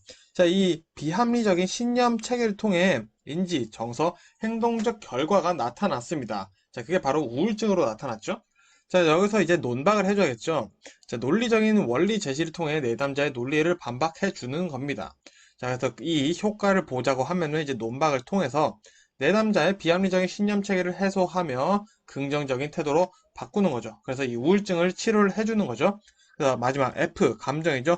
자신에 대한 수용적인 태도와 긍정적인 감정을 가지게 만들어준다라고 써주시면 되겠습니다. 자, 이어서 보겠습니다. REBT의 기본 원리 6개를 쓰시오. 자, 이 REBT 기본적으로 앨리스에 의해 개발된 거죠. 그래서 바로 써주시면 됩니다. 첫 번째, 앨리스에 의해 개발, 발전된 이론으로 인지 영역을 가장 중요시한다. 두 번째, 심리적 문제를 일으키는 사건보다 사건에 대한 사고의 분석을 중요시한다. 자, 세 번째, 행동에 대한 과거 영향보다는 현재에 초점을 맞춘다. 네 번째, 인간은 합리적 사고를 함과 동시에 비합리적 사고도 할 수 있는 존재라고 보고 있다. 다섯 번째, 모든 내담자의 행동적, 정서적 문제는 비논리적이고 비합리적인 사고에서 기인한다. 여섯 번째, 역기능적 사고는 정서장애의 중요한 결정 요인이다. 자, 우리 이거 1차 시험에서 많이 봤던 내용들이 있기 때문에 외우기가 조금 쉽죠. 자, 다음 문제. 체계적 둔감화의 의미와 단계를 쓰고 설명하시오. 자, 먼저 체계적 둔감화라는 것은 이 불안이나 공포가 있죠. 이런 포비아, 불안이나 포비아 있는 환자에게 불안 조건을 점차적으로, 점진적으로 노출시켜 말 그대로 둔감화시키는 것이다. 그래서 그 단계는 먼저 근육 이완 훈련을 합니다. 근육 이완을 통해서 긴장감을 해소하는 거죠. 긴장 상태에 벗어날 수 있도록 하고요. 그 다음에 불안 유예 목록 작성을 합니다. 불안의 정도가 낮은 하위의 자극 불안부터 높은 자극의 불안까지 불안 유예 목록을 작성해 보는 거죠. 자, 그리고 이제 둔감을 해야겠죠. 자, 점차적으로 하위의 불안부터 노출시켜서 완전히 소거될 때까지 훈련을 반복하는 것이다. 라고 써주시면 퍼펙트하죠. 자, 다음 문제. 집단 내 기준을 세 가지 쓰고 설명하시오. 자, 요 문제 굉장히 자주 나와요. 자, 100분위 표준 점수, 표준 등급 세 개 써주시면 됩니다. 자, 100분위 점수는 개인이 표준화된 집단에서 차지하는 상대적 위치를 가리키는 거죠. 자, 그래서 우리 개인의 점수에 대해서 100개의 동일한 구간에서 순위를 정하는 개념인 것이다. 보시면 되고요. 자, 표준 점수는 이 분포상 위치, 내가 어디 위치에 있는지 보는 거죠. 그래서 이 위치를 알아보는 것이 표준 점수다. 그래서 이 원점수를 주어진 집단의 평균을 중심으로 하여 표준 편차로 전환한 점수다. 라고 써주시면 되겠고요. 자, 표준 등급은 우리 스테나인 점수라고도 하죠. 그래서 각 구간에 점수나 등급을 부여하는 방법이고요. 그래서 원점수를 1에서 9의 범주로 나눠 보는 것이다. 표준 등급이 우리 수능 등급이라고 생각하시면 되겠죠. 자, 다음 문제. 점수 분포에서 전체 점수의 특징을 단일한 수치로 나타내는 요약치를 중심 경향치라고 한다. 가장 흔히 사용되는 중심 경향치를 세 가지 쓰고 설명하시오. 자, 중심 경향치는 세 가지, 중앙치, 최빈치, 평균이 있습니다. 자, 우리 중앙치 구하는 방법. 한 집단의 점수 분포에서 딱 가운데 있는, 중앙에 있는 값이 중앙치죠. 최빈치는 말 그대로 가장 빈도가 높은 점수, 많은 점수가 최빈치죠. 평균은 우리가 집단의 모든 점수를 더해서 그 사례수로 나눈 값이다. 라고 간단히 써주시면 되겠습니다. 그래서 중심 경향치 세 가지는 뭐다? 중앙치, 최빈치, 평균 세 개가 있다. 이것만 아시면 되겠죠? 자, 다음 문제. 직업으로 보지 않는 활동을 5가지 쓰시오. 자, 시험 문제 따라서 6가지도 제출되고 있으니 최소 6가지는 외워주셔야겠습니다. 다음에 첫 번째, 자기 집의 가사 활동. 자, 요 자기 집을 넣어주시는 게 논란의 여지가 좀 없습니다. 왜? 가사 활동을 하고 돈을 버시는 분들도 계시기 때문에 자기 집의 가사 활동. 그리고 교육기관을 제약하면 학습 전형. 학생이라는 거죠. 자, 학생의 뉘앙스. 그리고 무급 봉사적 일에 종사한다. 자, 우리 직업의 경제성이 있어야 되죠. 그래서 무급 봉사직은 직업으로 보지 않는다. 자, 그리고 사회복지시설 수용자의 시설 내 경제활동. 마찬가지 윤리성이 없죠. 불법적인 활동. 마찬가지 윤리성이 없습니다. 자, 직업이라 볼 수 없죠. 그리고 금융, 자산, 부동산 매각할 수입이 있는 경우. 자, 우리 지속성이 있어야 되죠. 자, 계속성이 있어야 되는데 계속성이 없죠. 그래서 직업이라 볼 수 없고요. 이자, 주식 배당금, 임대료 등의 자산수입 6번과 마찬가지 개념이라고 보시면 되겠습니다. 자, 다음 문제.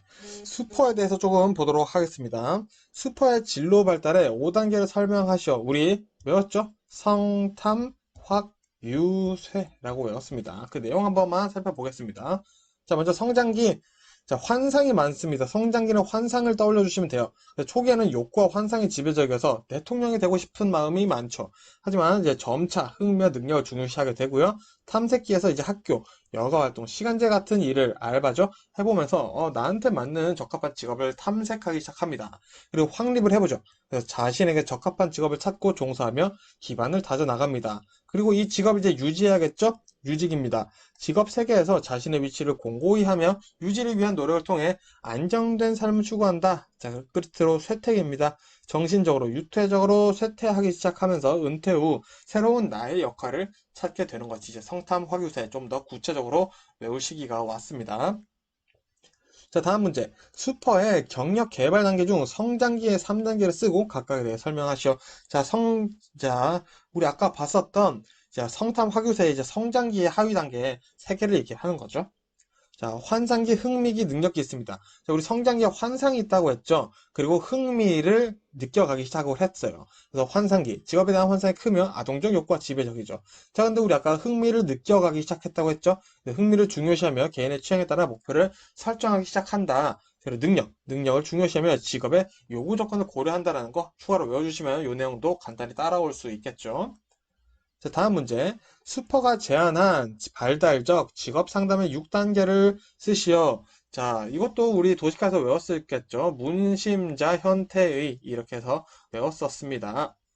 자, 한번 볼게요. 자, 문제 탐색 및 자아개념 묘사입니다. 자, 먼저 비지시적 방법으로 문제를 탐색하고 자아개념 표출한다. 자, 그래서 요거 외워주시면 요걸 그대로 써주시면 돼요. 자, 근데 비지시적 방법이다. 자, 그다음에 심층적 탐색, 지시적 방법으로 진로 탐색의 문제를 선정한다. 심층적으로 탐색하는 거죠. 그리고 자아수용 및 자아통찰입니다. 자, 비지시적 방법으로 사고와 감정을 명료화하여 자아수용과 통찰을 얻는다. 자, 그리고 현실 검증이죠. 지시적 방법으로 심리검사, 직업 정보 등을 통해 수집된 사실적 자료를 탐색하여 현실을 검증한다. 자, 태도와 감정의 탐색과 처리.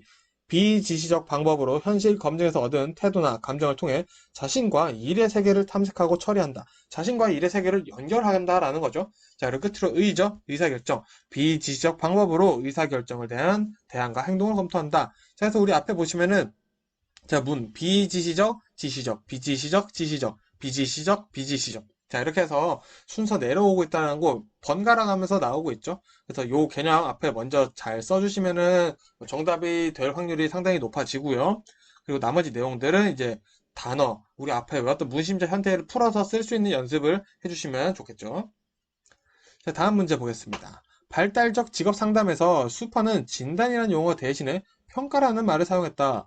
슈퍼의 평가 세 가지를 설명하시오. 자, 슈퍼가 뭘 평가했는지 한번 보겠습니다. 먼저 문제를 평가를 했네요. 자, 내담자가 겪는 문제의 어려움이나 직업 상담에 대한 내담자의 기대를 평가한다. 뭘 평가한다? 내담자가 겪는 문제의 어려움이나 직업 상담에 대한 내담자의 기대를 평가한다. 두 개 외워주시면 되고요. 자, 개인의 평가. 자, 내담자의 심리적, 사회적, 신체적 차원에서 심리검사, 사례연구 등을 통해서 개인의 상태에 대한 분석을 한다. 개인 평가는 말 그대로 개인 상태 분석을 하는데 어떻게 한다? 심리적, 사회적, 신체적 차원에서 심리검사나 사례연구 등을 통해서 분석을 한다. 보시면 되겠고요. 그 다음에 예언의 평가입니다. 자, 내담자에 대한 직업적, 개인적 평가를 우리가 했었죠, 앞서서. 이것을 통해서 이제 직업에서 성공할 수 있을까? 만족할 수 있을까? 이거에 대한 예언이 이루어지는 단계다. 그래서 우리 문제 평가하고 개인 평가하고 이제 이것을 토대로 이 직업에서 만족하고 성공할 수 있을까를 평가를 하면서 마무리한다라고 알아주시면 되겠네요. 자, 이렇게 해서 이번 영상은 여기까지 마무리 하겠고요. 저는 또 다음 영상으로 인사드리도록 하겠습니다. 감사합니다. 반갑습니다. 돌집사TV입니다. 자, 이번 시간에도 바로 기출문제 보도록 하겠습니다. 자, 고임금 경제가 존재할 경우와 존재하지 않은 경우에 있어서 임금 상승이 고용에 미치는 효과가 어떻게 다른지 또 그 이유는 무엇인지 설명하시오 되었습니다. 자, 이런 문제 같은 경우에는 나눠서 써줘야 되는데요. 자, 먼저 임금 상승이 고용에 미치는 효과 먼저 써보도록 하겠습니다.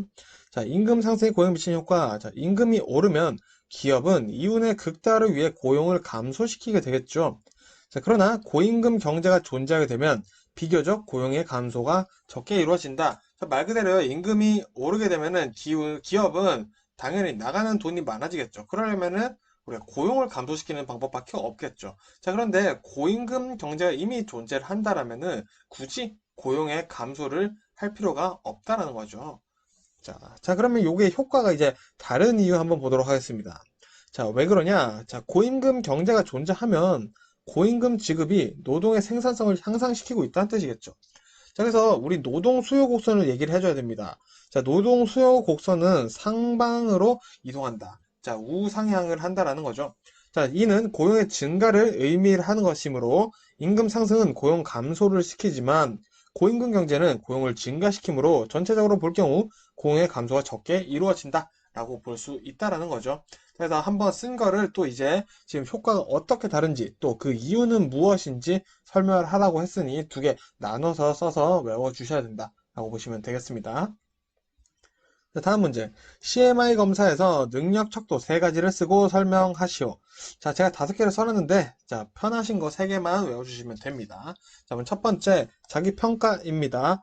자, 능력 척도죠. 자신의 흥미, 성격 등을 명확히 이해하는 능력, 직업 정보, 자신의 관심 분야의 직업 세계에 대한 정보의 획득 및 분석 능력. 세 번째, 목표 선정, 자신의 정보와 직업 세계 연결을 통한 직업 목표 선정 능력이다. 자, 그래서 1번, 2번 플러스가 3번이 되는 거죠. 먼저 자기평가를 하면 자신의 정보가 생기죠. 그리고 직업 정보를 얻게 되면 직업 세계를 알게 되죠. 그래서 이 1번 자기평가와 직업 정보를 토대로 연결해서 직업 목표 선정을 능력한다, 가진다 라고 해서 이 세 가지 외워주신 게 사실 제일 간단하실 거고요. 나머지 뭐 계획도 볼게요. 네 번째 계획, 자신의 직업적 목표를 달성하기 위한 실제적 계획 능력. 다섯 번째, 문제 해결, 진로 선택이나 의사 결정 과정에서 부딪히는 다양한 문제를 해결하는 능력이다. 자, 그래서 이거 외워주시는 거 세 개만 써주시면 되겠습니다. 자, 다음 문제. 진로 성숙도 검사 중 태도 척도 5가지를 쓰고 설명하시오. 자, 우리 방금 전 문제에서 지금 능력 척도 나왔죠. 능력 척도는 3가지 외워주시면 되고요. 태도 척도는 5가지 외워주시면 되겠습니다. 자, 그래서 우리 진로 결정성이 있습니다. 선호하는 진로의 방향에 대한 확신의 정도죠. 자, 그리고 참여도 진로 선택 과정에 얼마나 내가 능동적으로 참여를 하는지죠. 독립성, 내가 진로 선택을 독립적으로 할 수 있는지. 성향, 진로 결정에 필요한 사전 준비나 이해가 되어 있는지 요 성향을 얘기를 하고 있다. 그리고 타협성, 진로 선택 시 욕구와 현실에 타협할 수 있는지. 요거 우리 1차 때도 나왔지만 태도 척도는 5가지를 다 써줘야 되기 때문에 우리 도식화를 하는 게 좋겠죠. 그래서 진참, 독성타, 진참, 독성타. 자, 요거는 태도 척도는 진참, 독성타다. 이렇게 해서 외워주시면 되겠습니다. 진참, 독성타. 자, 다음 문제. 최저임금제 기대효과 5가지를 쓰시오. 혹은 3가지, 뭐 6가지도 나올 수 있기 때문에 최저임금제는 일단 6가지를 안전하게 외우고 넘어가시는 게 좋을 것 같습니다. 자, 굉장히 빈출 문제고요. 1번부터 보겠습니다. 자, 1번. 노동자의 최저 생활을 보장하고 생활 안정을 이룬다. 자, 최저 생활, 생활 안정을 이루고요. 두 번째. 노동력의 질적 향상과 고임금의 경제 효과를 얻을 수 있다. 고임금 경제 효과. 세 번째. 저임금으로 인한 노사 분규를 예방하여 산업 평화에 도움이 된다. 왜? 저임금으로 인한 노사 분규를 예방하기 때문에 산업 평화에 도움이 되는구나. 자, 네 번째, 기업이 적정한 임금을 지급하게 하여 공정한 경쟁과 경영 합리화를 촉진할 수 있다. 자, 다섯 번째, 임금 상승은 소득 증대이므로 소비 증가를 통해 경기 활성화를 기대할 수 있다. 여섯 번째, 저임금 해소를 통해 산업 간, 직종 간 임금 격차가 완화되어 계층별 소득 분배 상태를 개선할 수 있다. 자, 그래서 우리 지금 핵심 단어만 좀 정리해 보니까, 자, 생활 안정 기능이 있고요. 자, 그리고 고임금의 경제 효과, 고임금 경제 효과. 자, 그리고 노사 분규를 예방하죠. 그래서 산업 평화에 도움이 되고요. 자, 그리고 공정한 경쟁을 하죠. 적정한 임금 때문에. 그래서 경영 합리화가 가능하고요. 자, 그리고 5번째, 임금 상승 소득 증대이므로 소비 증가를 하면은 경기가 활성화되겠죠. 경기 활성화. 자, 그리고 6번째, 저임금 해소를 통해 산업 간, 직종 간 임금 격차가 완화되어서 계층별 소득 분배 상태를 개선한다. 소득 분배 상태 개선. 자, 그래서 요 핵심 단어들 머릿속에 담아두시고 이제 풀어서 써주시면 되겠습니다. 자, 다음 문제. 규준 제작 시 사용되는 확률 표집 방법 3가지를 쓰고 설명하시오. 자, 이거는 뭐 자주 나오는 문제는 아닙니다만 우리가 또 여유가 되면 외워주는 게 좋겠죠? 자, 확률 표집 방법 3가지. 첫 번째, 단순 무선 표집입니다. 구성원들에게 일련 번호를 부여하고 이 번호들 중에서 무작위로 그냥 필요한 만큼 표집을 하는 거예요. 단순하죠? 자, 그럼 층화 표집 방법은 뭐냐? 자, 모집단이 서로 다른 하위 집단으로 구성되어 있는 경우 각 집단이면 여러 가지가 있다는 거죠. 그래서 이제 필요한 만큼의 단순 무작위 표집을 사용해 표본을 추출한다. 어쨌든 여기서도 무작위를 한다는 거죠. 세 번째, 군집 표집 방법입니다. 모집단을 서로 동질적인 집단으로 구분해서요. 해당되는 집단을 그냥 표본으로 추출해버리는 거다. 자, 그래서 사실 요 3가지 내용은 좀 머릿속에 잘 들어오지도 않고 시험에 또 뭐 자주 나오고는 있지 않기 때문에 제 생각에는 뭐 과감히 안 외워도 되지 않을까 싶습니다. 자, 다음 문제. 직업 적응 이론에서 개인이 환경과 상호작용하는 특성을 나타내는 4가지 성격 유형 요소들 중 3가지만 제시하고 설명하시오. 자, 우리 1차 때 민혁 리지라고 많이들 외우셨을 거예요. 자, 이 중에 3가지만 써주시면 되기 때문에 마음에 드시는 거 외워주시면 되고요. 자, 민 보겠습니다. 민첩성. 과제를 얼마나 빨리 완성하느냐에 대한 측면으로 정확성보다는 속도를 더 중요시하다. 뒤에 내용이 좀 더 중요하고요. 자, 역량이죠. 작업자들의 평균 활동 수준을 의미한다. 그리고 리듬. 자, 활동에 대한 다양성을 의미한다. 그리고 지구력. 다양한 활동 수준의 기간을 의미한다. 그래서 요거 안전하게 뭐 민혁 리지 다 외웠다가 기억나시는 대로 써주시면 가장 좋겠죠. 자, 다음 문제. 실업의 유형 중 마찰적 실업, 구조적 실업, 경기적 실업에 대하여 각각 설명하시오. 자, 요거 개념 잘 잡아두셔야 됩니다. 정말 자주 나오는 문제고요. 자, 마찰적 실업부터 보도록 하겠습니다. 자, 직업의 탐색 과정에서 발생하는 일시적이고 자발적인 실업이다라고 보시면 되겠습니다. 그래서 이는 어떻게 누가 막을 수가 없어요. 본인이 선택한 거기 때문에 불가피한 실업이므로 마찰적 실업만 존재할 경우에는 고용이 잘 되어 있는 완전 고용 상태라고도 보기도 합니다. 그래서 이때 실업률은 자연 실업률, 자연적으로 발생할 수밖에 없는 실업률이다. 이렇게 본다라는 거죠. 그래서 요 대책까지 써주시면 좋은데요. 대책으로는 노동시장에 대한 정보를 원활하게 해주면은 스스로 자발적으로 실업을 한 것이기 때문에 어디서 취업을 할지 이런 정보들만 있으면 금방 취업을 할 수 있다라는 걸로 대책이 된다라는 거죠. 그다음 구조적 실업은 뭐냐? 말 그대로예요. 산업 구조가 변화로 인해 노동력의 수요와 공급이 불일치에 발생한다. 자, 요거 핵심 무조건 써주셔야 되고요. 자, 산업 간, 지역 간 노동의 이동성이 부족하여 발생하므로 직업 소개, 알선, 교육 및 재훈련, 이주비 지원, 인력 정책 등으로 해결한다. 자, 요 대책 기억나 주시는 거 다 써주시면 되겠죠. 자, 그리고 경기적 실업이 있습니다. 경기적인 실업은 말 그대로 경기가 지금 안 좋은 거예요. 그래서 유효 수요 부족이란 단어 알아두시고요. 유효 수요 부족으로 생산 활동이 위축되며 경기 침체 상태에 빠지며 발생하는 실업이다. 자, 그래서 비자발적 실업이라고 볼 수 있겠죠. 그래, 통화량 증대, 조세 감면, 재정 금융 정책 등을 통해 유효 수요를 늘려서 해소시켜주면 된다. 라는 이 대책까지 같이 외워주시면 되겠습니다. 자, 그러면은 우리 비수요 부족 실업 한번 보도록 하겠습니다. 자, 비수요 부족 실업에 해당하는 대표적인 실업 세 가지를 쓰고 설명하셔도 되어 있습니다. 자, 먼저 보도록 하겠습니다. 자, 마찰적 실업 또 나오죠? 자, 비수요 부족 실업에 뭐가 해당하는지 일단 알아두시면 되겠죠. 먼저 마찰적 실업이에요. 우리 아까 봤었죠? 중요한 것만 보도록 하겠습니다. 자발적 실업이고요. 불가피한 실업이기 때문에 완전 고용이며 자연 실업률이라고 본다. 대책으로는 정보의 흐름을 원활히 해준다. 보시면 되겠고요. 구조적 실업은 산업 구조의 변화로 인해 노동력 수요와 공급이 불일치에 발생해요. 그래서 직업 소개 알선, 교육 및 재훈련, 이주비 지원, 인력 정책 등으로 해결하면 된다. 보시면 되겠고요. 자, 그럼 비수요 부족 실업 하나 더 있겠죠? 계절적 실업입니다. 경기적 실업은 비수요 부족 실업은 아니구나. 그러면은 나머지구나 보시면 되겠고요. 그래서 계절적 실업 말 그대로죠. 계절에 따른 노동 수요 감소로 건설, 농업, 관광업 등에서 주로 발생을 해요. 느낌이 바로 오죠. 그래서 경제 발전과 생산 기술 업그레이드, 농촌 시설 자금 지원, 공공 근로 사업 등으로 해결하면 좋다라는 거 대책까지 써주시면은 베스트라는 거 알아두시면 좋을 것 같습니다. 이렇게 해서 이번 영상에 좀 중요한 내용들이 많이 나왔고요. 꼭 잘 암기하셔서 또 다음 영상에서 공부하실 준비 잘 하셨으면 좋겠습니다. 고생 많으셨습니다. 반갑습니다. 돌집사TV입니다. 자, 이번 시간에도 바로 문제 보도록 하겠습니다. 자, 첫 번째, 크리츠의 포괄적 직업 상담 과정 3단계를 순서대로 쓰고 설명하시오. 자, 우리 1차에서 진명문이라고 도식화해서 많이들 외우셨을 거예요. 자, 진 보겠습니다. 진단 단계죠. 내담자의 진로 문제를 파악하기 위한 자료를 모은다. 자, 진단하기 위한 자료를 모은다라고 보시면 되겠고요. 두 번째, 명의죠. 명료화 또는 해석의 단계입니다. 자, 내담자와 상담자가 협력해서 이 단어 들어가야 되고요.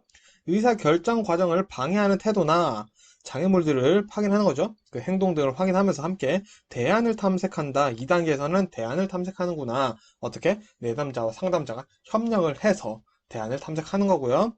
자, 3단계 문이죠. 문제 해결의 단계. 문제 해결을 해야겠죠. 그래서 내담자가 자신의 문제를 이제 확인했어요. 확인하고 적극적으로 참여하여 문제 해결을 위해 앞으로 어떤 행동을 취해야 하는가를 결정하는 단계다. 라고 해서 외워주시면 되겠습니다. 크리치의 진명문 외워주시면 되고요. 자, 다음 문제 보겠습니다. 취업 면접 성공을 위해 A씨는 금연을 하려고 한다. 먼저 금연을 위해 담배 흡연량을 줄이기로 한다. 이에 목표를 설정한다면 목표의 내용과 목표 설정의 원리 세 가지를 쓰고 설명하시오. 자, 우리 이거 이론서에서 내용을 찾아보기가 좀 쉽지가 않았습니다. 그래서 한번 보도록 할게요. 자, 먼저 목표는 당연히 흡연을 일단은 줄이기로 했죠. 자, 그러면은 평소 흡연량에서 기간을 정해두고 점진적으로 줄여나간다 라고 이렇게 좀 그냥 풀어서 써주시면 되고요. 목표는 사실 위에 나와 있기 때문이죠. 자, 그럼 이제 원리 세 가지를 어떻게 써야 되냐 이건데, 자, 요거는 이렇게 보시면 됩니다. 자, 먼저 내담자가 원하는 것을 목표로 한다. 요거는 상담자가 정해주지 않았죠, 지금. 그리고 목표는 기한이 있는 게 좋습니다. 그래서 우리 한 달 동안 한 5가지 줄여봅시다. 이렇게 잡아주시는 게 좋고요. 상담 목표가 당연히 현실 가능성이 있어야겠죠? 상담 목표는 구체적이면 좋고요. 상담 목표는 상담자의 기술과 양립 가능해야 된다. 자, 그래서 우리 이거 외울 때 목표는 내담자가 원하는 것, 그리고 기한이 있어야 되고 현실 가능성이 있어야 된다. 자, 이거 세 개만 간단히 사실 외워줘 충분히 풀 수가 있겠죠. 자, 다음 문제. 진로 시간 전망 검사지의 사용 목적 5개를 쓰시오. 자, 이것도 뭐 자주 나오진 않는데 또 틀리면 억울하니까 보도록 하겠습니다. 자, 첫 번째, 진로 의식을 높이기 위해서. 두 번째, 미래에 대한 희망을 심기 위해서. 세 번째, 미래의 방향을 이끌기 위함이고요. 네 번째, 미래가 실제인 것처럼 느끼게 하기 위해서고요. 다섯 번째, 목표 설정 촉구를 위한 것이다. 그래서 이 진로 시간 전망 검사지에는 미래에 대한 얘기가 많이 나오기 때문에 좀 미래라는 키워드를 묶어서 하나 외워주시고 나머지 따로 외워주시면 되겠죠? 자, 다음 문제. 인간 중심 치료에서 완전히 기능한 사람의 특성 4가지를 쓰시오. 뭐 얘도 자주 나온 친구는 아닙니다만 4가지니까 한번 보도록 하겠습니다. 자, 완전히 기능하는 사람이란 일단은 굉장히 우리가 봤을 때도 훌륭한 사람일 가능성이 높겠죠. 자, 그래서 새로운 경험에 대한 개방적이다. 호기심이 많죠. 자, 삶을 실존적으로 본다. 실존적이다. 그리고 창조적인 삶을 영위한다. 창조적이다. 창조. 자, 그리고 유기체인 자기 자신을 신뢰한다. 자신을 신뢰한다. 자, 그리고 자신의 선택에 대하여 자유롭다. 자유로운 선택. 자, 이렇게 핵심 단어들을 쭉쭉 뽑아서 외워주시면은 문제 공부하시는데 도움이 되실 겁니다. 다음 문제. 형태주의, 게슈탈트죠? 형태주의 상담의 상담 기법을 3가지만 쓰고 각각에 대해 설명하시오. 제일 유명한 거 있죠? 형태주의 하면은 먼저 우리 떠오르는 거 비의자, 그리고 꿈, 과장하기. 자, 우리가 1차에서 제일 많이 봤죠? 그래서 요거 3개만 사실 외워주셔도 되는데 한번 보도록 하겠습니다. 자, 첫 번째, 욕구와 감정의 자각. 내담자가 느끼는 욕구와 감정을 자각시킨다. 자, 두 번째, 비인의자 기법. 자, 의자, 텅 빈 의자죠. 자, 현재 없는 사람이 실제로 앉아있는 것처럼 투사하여, 투사라는 단어 중요합니다. 내담자의 감정을 표현해보는 것이다. 자, 그리고 꿈 작업. 자, 꿈을 현재 일어난 사건인 것처럼 생각하고 연기를 해보는 거죠. 자, 그리고 과장하기 뭐죠? 내담자의 행동과 언어를 과장하여 욕구와 감정을 명확히 지각하게 하는 것이다. 자, 저 사실 지금 뭐 좀 먹었으면 좋겠어요 하는데 배고픈 거죠. 당신 지금 배고픈 거 맞잖아요. 이런 식으로 과장을 해서 상담을 해보는 기법이다. 라고 보시면 되겠죠? 그리고 신체 자각. 내담자가 현재 느끼는 것을 신체 감각을 통해서 자각시키는 것이다. 하지만 우리가 제일 외우기 쉬운 거는 2번, 3번, 4번을 제일 익숙하기 때문에 이거 3가지 외워주시면 되겠죠? 자, 다음 문제. 기혼 여성에 대한 문제도 많이 나오죠. 보도록 하겠습니다. 기혼 여성의 경제활동 참가에 영향을 주는 6가지 요인을 쓰시고 이를 간략히 설명하시오. 자, 요거 한번 보도록 하겠습니다. 자, 먼저 실질 임금률입니다. 자, 기혼 여성의 임금이 높으면 참가율이 당연히 높겠죠. 자, 배우자 임금 수준. 자, 배우자 임금이 낮거나 없으면은 자, 기혼 여성분들이 이제 일을 하시게 된다라는 거죠. 경제활동을 참가하게 되겠죠. 자, 교육 수준. 자, 교육 수준이 높을수록 참가율이 높다. 자, 이거는 사실 남자도 마찬가지죠. 자, 그리고 네 번째, 자녀의 수와 연령. 자, 자녀가 적고 자녀의 나이가 많다면 참가율이 높다. 자, 여기서 안타까운 게 좀 아직도 여성분들이 이제 육아에 대한 것을 많이 담당하고 있다라는 내용 때문에 이렇게도 되어 있지만 나중에 바뀌겠죠? 자, 다섯 번째, 파트타임 형성. 자, 이제 자녀 수가 많으면 또 자녀도 키우고 하셔야 되니까 파트타임이라도 일을 할 수 있는데 사실 파트타임이 많지 않다는 거죠. 그래서 파트타임 노동시장이 많으면 참가율은 대신 올라갈 수 있다라는 거죠. 자, 그리고 전반적인 실업률이라는 내용이 있습니다.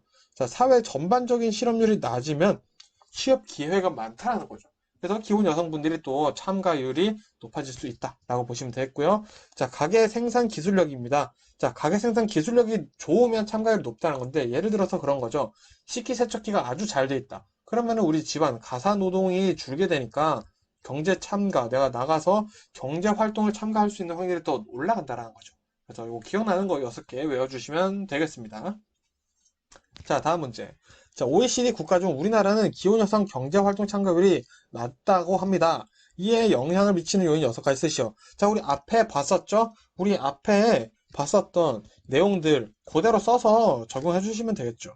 자, 경제활동 참가율이 낮은 이유를 쓰는 거죠. 그래서 낮은 실질 임금률, 자, 성별 임금 차이나 혼인으로 인한 경력 단절 때문에 생기는 거죠. 높은 가구원 소득, 배우자나 다른 가구원의 소득이 높으면은 경제활동 참가율이 낮아질 수 있겠죠. 자, 그리고 높은 실업률입니다. 이거는 아까 전반적으로 실업률이 높은 경우 이렇게 얘기를 하는 거죠.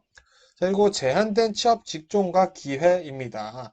자, 그리고 기혼 여성에 대한 차별 때문에 생기죠. 그리고 미비된 육아 지원, 육아를 위한 법적 제도나 육아 시설이 미비한 경우, 그리고 미비된 기혼 여성 맞춤. 자, 여기 파트타임 내용 들어갑니다. 시간제 근무나 기혼 여성의 노동에 맞는 직종이 미비하다. 그래서 여기서 추가되는 것은 육아 지원이 조금 우리가 기억을 해서서 이런 문제 나왔을 때는 써줘야겠다. 보시면 될 것 같습니다. 자, 다음 문제 보겠습니다. 상호 역할관계 사정 방법 세 가지를 쓰시오. 자, 이것도 우리 1차에서 많이 봤죠? 자, 질문을 통해 역할관계 사정하기, 동그라미로 역할관계 그리기, 생애 계획 연습으로 전환하기. 요거 세 개 외워주시면 되고요. 뭐 자주 나오진 않는 것 같습니다. 자, 다음 문제. 층화 표집과 체계적 표집의 예를 들어 설명하시오. 자, 층화 표집 보겠습니다. 자, 모집단이 서로 다른 하위 집단으로 구성되어 있는 경우 각 집단에서 필요한 만큼의 단순 무작위 표집을 사용해 표본을 추출하는 방식이다. 자, 우리 이것도 아까 나왔었던 내용이죠. 시험에 자주 나올 수 있는 겁니다. 자, 이번엔 예를 들려고 했으니까 얘도 볼게요. 자, 서로 다른 종교 집단에서 표본을 추출하거나 동아리 등 이렇게 모집단들이 있겠죠. 원하는 만큼의 표본을 추출하는 경우에 우리 층화 표집을 사용한다. 요거 외워주시면 되겠고요. 자, 체계적 표집이란 모집단 목록에서 무작위로 처음 땡땡 번째 요소를 뽑고 이를 토대로 일정한 순서나 규칙에 따라 이후 표본을 추출하는 방식이에요. 자, 예를 들어서 이런 거죠. 자, 우리 10번째 요소를 추출한다 해서 그러면 10번째, 다음은 또 10번 뒤니까 20번째, 30번째 이렇게 땡땡땡땡땡 해서 나아가게 이렇게 순서나 규칙을 정해서 이후에 표본을 추출하는 것이 체계적으로 하는 체계적 표집이다 라고 알아두시면 되겠죠. 자, 그래서 중요한 거 우리 층화 표집 같은 경우에는 우리 꼭 외워놓고 시험을 보러 가셔야겠다 라고 보시면 되겠습니다. 자, 다음 문제 보겠습니다. 고트 프레드슨의 직업포부 발달 단계에서 내적 자아 지향성을 제외한 나머지 3단계를 쓰시오. 자, 우리 직업포부 발달 단계 고트 프레드슨 하면은 원래 힘, 성, 사, 네, 이렇게 해서 외우신 분들 계시죠. 자, 근데 내적 자아 지향성을 제외하고 쓰라고 했으니까 이거 4번은 지워도 되겠네요. 자, 그럼 1, 2, 3번만 써보도록 하겠습니다. 자, 힘. 힘과 크기 지향성이죠. 자, 3세에서 5세에서 이루어지고요. 사고 과정이 구체화되면 어른이 된다는 것을 의미를 댄다. 참, 이 어린 나이에 어른이 된다는 의미를 알게 된다고 합니다. 자, 두 번째는 성. 성역할 지향성이죠. 6세에서 8세 사이입니다. 자아 개념이 성의 발달에 의해 영향을 받게 된다. 자, 남자는 이런 일, 여자는 이런 일, 이런 것들에 대해서 이제 개념을 잡게 된다는 거죠. 자, 세 번째는 사죠. 사회적 가치 지향성. 9살에서 13살 사이에 이루어지고요. 사회 계층에 대한 개념이 생겨나기 시작하면서 사회 계층에 대한 개념이 생긴다. 그래서 사회적 가치가 생기는 거죠. 그래서 상황 속 자아를 인식하기 이른다. 이런 사회에서 나는 어떤 역할을 하는 것인가. 이런 고민을 하기 시작한다라는 거죠. 그래서 이 문제 또 잘 외워주시면 좋을 것 같습니다. 자, 이렇게 해서 이번 영상도 여기까지 마무리하도록 하고요. 저는 다음 영상으로 또 인사드리도록 하겠습니다. 고생 많으셨습니다. 반갑습니다. 돌집사TV입니다. 자, 이번 시간에도 바로 기출문제 보도록 하겠습니다. 자, 첫 번째, 직업심리검사에서 신뢰도를 추정하는 방법 세 가지를 쓰고 설명하시오. 우리 1차에도 많이 나왔죠? 신뢰도 추정하는 방법. 첫 번째는 동형검사 신뢰도 있죠? 자, 동일한 수검자에게 실시한 검사와 동일한 유형의 검사를 실시하는 거예요. 그래서 이 두 검사 간의 상관계수를 비교해보는 거죠. 그리고 반분 신뢰도 있습니다. 반분이니까 반으로 나누는 느낌이죠. 하나의 검사를 동형이 되도록 반으로 나누는 게 중요합니다. 그래서 그 두 검사 간의 상관계수를 비교를 해보는 거고요. 자, 검사, 재검사 신뢰도가 있습니다. 자, 마찬가지 동일한 수검자에게 동일한 검사를 일정한 시간적 차이를 두고 반복 측정해서 상관계수를 비교하는 거예요. 그래서 같은 검사를 똑같이 하는 게 검사, 재검사라면 동일 검사는 동일한 유형의 검사를 해보는 거. 이렇게 차이 보시면 되겠습니다. 자, 다음 문제. 검사, 재검사 신뢰도 추정 시 충족되어야 할 조건 세 가지. 자, 보겠습니다. 자, 우리 검사, 재검사가 같은 검사를 자, 어느 정도 시간의 여유를 두고 또 보는 거죠. 또 본다. 자, 그렇다면은 뭐가 충족돼야 되는지 봐야겠죠. 자, 첫 번째. 측정 내용은 시간이 흘러도 변하지 않아야 한다. 당연하겠죠. 두 번째. 첫 번째 검사가 두 번째 검사에 영향을 미치지 않아야 한다. 그렇겠죠. 세 번째. 검사 이후 어떤 학습 활동도 재검사에 영향을 미치지 않아야 한다. 자, 이 세 가지가 충족되어 있는데, 자, 요게 또 우리 검사, 재검사 신뢰도 단점과 연결됩니다. 자, 신뢰도 추정 방법 중 검사, 재검사법의 단점을 세 가지만 쓰시오라는 문제가 나옵니다. 자, 그래서 우리 앞서 나왔던 요 세 가지를 바꿔서 써주시면 되는데요. 먼저 첫 번째, 이월 효과가 있어요. 두 검사 사이 시간 간격이 너무 짧을 경우 검사 내용을 기억할 수 있겠죠. 자, 그러면 우리 아까 충족 조건 중에 첫 번째 검사가 두 번째 검사에 영향을 미칠 수도 있잖아요. 그래서 기간이 너무 짧으면은 안 된다라는 거죠. 두 번째, 성숙 효과가 있습니다. 두 검사 사이 시간 간격이 너무 클 경우 측정 대상이 성숙할 수 있어요. 자, 이 A 검사를 받았는데 2020년에 받았다가 2025년에 봤어요. 5살이 더 컸죠. 자, 근데 똑같은 검사를 보는데 시각이 달라졌을 수 있겠죠. 그래서 이 검사자가 성숙했을 수 있다. 그래서 보시면 되고요. 그리고 환경 변화 있습니다. 검사 당일에 환경의 변화가 검사 결과에 영향을 미칠 수 있어요. 내가 어제 검사를 받았을 때 컨디션이 좋았는데 한 달 뒤에 받았을 때는 몸 상태가 굉장히 안 좋아요. 그러면 검사 결과가 달라질 수 있겠죠. 자, 이런 단점이 있다라는 거 보시면 되고요. 자, 반분 신뢰도를 추정하기 위해 사용하는 방법 세 가지를 쓰고 각각 설명하시오.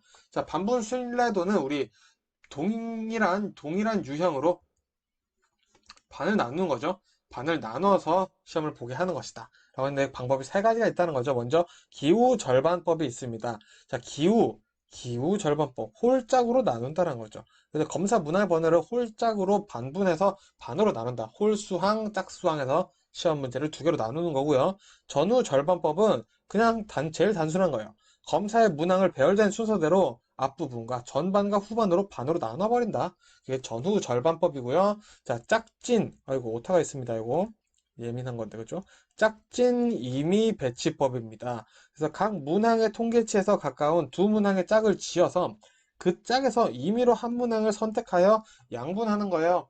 그래서 비슷한 유형, 문항끼리 짝을 지은 다음에 거기서 이제 임의로 문항을 나눠서 이제 두 개의 시험으로 나눈다라는 거죠. 그래서 이 세 가지 외워주시면 되겠습니다. 자, 다음 문제. 직무와 조직에서 스트레스를, 오타가 많네요. 받는 주된 원인 세 가지를 쓰고 설명하시오. 자, 먼저 과제 특성입니다. 과제 특성은 두 가지가 있죠. 복잡하거나 단순 반복적이면은 내가 스트레스 받는다. 그리고 직무 역할, 역할 모호성이나 역할 갈등. 내가 도대체 무슨 일을 하고 있는지 모르거나, 과장님은 이거 시켰는데 갑자기 대리님이 와서 또 딴 걸 시켜요. 이런 역할 갈등이 있는 경우, 스트레스 받죠. 그리고 세 번째, 산업 조직 문화 풍토입니다. 자, 조직과 개인의 문화 차이로 인해 스트레스가 발생할 수도 있겠죠. 나 여기랑 안 맞네. 이렇게 느끼는 경우가 바로 되겠죠. 그래서 직무와 조직에서 스트레스를 받는 주된 요인 세 가지는 뭐다? 과제 특성, 직무 역할, 그리고 산업 조직 문화의 풍토다. 넣어주시면 되겠습니다. 자, 그리고 직무 스트레스로 인해 나타나는 직장 내 행동 결과를 5가지로 쓰시오 되어 있습니다. 자, 이거 간단하게 생각해 보시면 돼요. 일하시는 분들이라면 오늘 내가 어땠는지 한번 떠올려 보시면 되겠죠? 자, 스트레스를 받았어요. 그럼 어떻게 될까요? 직무 수행 능력이 저하돼요. 그래서 생산과 질과 양이 감소하겠죠. 그 직무 불만족이 증가합니다. 그래서 해당 직무에 대한 불만족이 증가하고요. 부적응 행동이 증가해요. 자, 스트레스에 대한 인내심이 이제 감소하는 거예요. 더 이상 못 참겠다라고 이제 공격적, 신경질적인 성향이 증가하게 되는 거죠. 자, 그리고 이직이 결국 생깁니다. 나 회사 가기 싫어. 이러면서, 초등학교 선생님도 학교 가기 싫죠? 그래서 결근을 하거나 다른 회사로 이직을 하려고 하고 되겠죠. 자, 그리고 산업재해 및 사고가 증가합니다. 직무 집중도 하락으로 사고나 산재 발생 가능성이 증가할 수도 있다라는 거. 이 5가지 천천히 읽어보시다 보면 이거는 외워주실 거예요. 자, 다음 문제. 직무 스트레스 조절 변인 세 가지를 쓰고 설명하시오. 자, 우리 이거 A, B, 그리고 외재적, 내재적 친구, 그리고 사회적 지원. 요거 우리 1차 했던 많이 봤었죠? 자, 한번 글로 써보시면 됩니다, 이제. A, B 성격 유형. 자, A형은 공격적이고 급하죠. 그래서 경쟁을 추구하고요. 그러다 보니까 스트레스에 더 쉽게 노출됩니다. 근데 B 유형은 여유롭고 성취욕이 별로 없어서 스트레스 노출이 더 적어요. 그래서 A형은 심장병이 더 발병할 확률이 더 높다고 하죠. 자, 두 번째, 통제의 위치죠. 직무의 성패를 외부 요인으로 두는 외재적 통제자. 그러니까 이 직무가 잘 되고 안 되고를 쟤 때문에 그래, 저것 때문에 그래. 이런 남에다가 이유를 두는 외재적 통제자가 직무의 성패를 내부 요인, 자기 자신에서 찾는 거죠. 두는 내적 통제자보다 더 스트레스에 노출된다. 그래서 내적 통제자가 외적 통제자보다 더 건강하다라는 거죠. 그래서 우리 A형은 외적 통제자라고 보시면 되겠고요. B형은 내적 통제자다라고 봐줘도 좋겠죠. 자, 그리고 사회적 지원이 있습니다. 직장 동료나 상사나 가족, 지인 등의 지원을 통해서 내가 정신적으로, 신체적으로 안정감을 얻는 것이 굉장히 스트레스를 조절할 수 있는 중요한 요소다. 라고 보시면 되겠죠. 자, 다음 문제 보겠습니다. 실존주의 상담에서 내담자의 자기 인식 능력 향상을 위한 치료 원리 4가지를 설명하시오. 자, 실존주의에서 4가지 설명하라고 하면은 우리 이거밖에 없죠? 우리 1차 때 죽자고무 이렇게 외우셨을 수도 있습니다. 그래서 죽음이죠. 자, 내담자가 죽음의 실존적 상황을 자각하게 한다. 자, 이 말이 뭐냐? 그리고 내가 죽을 수도 있다라는 거죠. 죽음은 누구에게나 찾아온다. 요것을 자각하게 한다라는 거고요. 자유와 책임. 자, 삶에 대한 자유와 책임을 자각하도록 한다. 자, 선택은 너 마음대로 할 수 있어. 자유롭지만 그 대신 거기에 대한 책임을 져야 한다. 요거를 알아야 된다는 거고요. 고립. 자, 우리 인간은 굉장히 외로운 존재로 태어났어. 그렇기 때문에 내담자 자신의 인간관계 양식을 점검하고 사회성을 잘 길러줘야 돼. 라고 얘기를 하는 거죠. 자, 그리고 무의미 있습니다. 자, 내담자가 삶의 의미를 발견하고 창조하도록 돕는다. 인간은 삶의 의미를 찾기 위해 끊임없이 노력을 한다 라고 얘기를 하고 있죠. 이 내용들 머릿속에 담아뒀다가 기억나신 대로 써주시면 되겠죠. 자, 이 문제가 또 비슷하게 표현돼서 나와요. 자, 실존주의 상담자들이 내담자의 궁극적인 관심사와 관련하여 중요하게 생각하는 주제 3가지를 쓰고 설명하시오. 자, 요거는 제가 알아본 바로는 얄롬, 우리가 방금 봤었던 얄롬 4가지 중에 3가지를 써도 정답으로 된다라는 사례를 많이 봤어요. 그래서 요거 쓰셔도 될 것 같습니다. 자, 그래서 마찬가지 우리 전에 봤었던 내용이지만 죽음을 인식하는 것이 삶을 더욱 가치 있게 만든다. 삶을 가치 있게 만들어준다. 죽음을 인식해야 된다. 이거죠. 자, 그리고 자유. 인간은 자기 결정적이다. 자유롭죠. 그래서 선택할 자유가 있지만 책임도 있다. 마찬가지고요. 고립. 실존적 고립에 직면하는 것이, 인간은 외로워. 이것을 직면하는 것이 타인과 성숙한 관계를 맺게 한다라는 거고요. 무의미. 우리 인간은 살아가면서 끊임없이 삶의 의미를 찾고자 한다. 그래서 이제 3가지 쓰라고 했으니까 당황하지 마시고 기억나는 거 3개 써주시면 되겠습니다. 자, 다음 문제.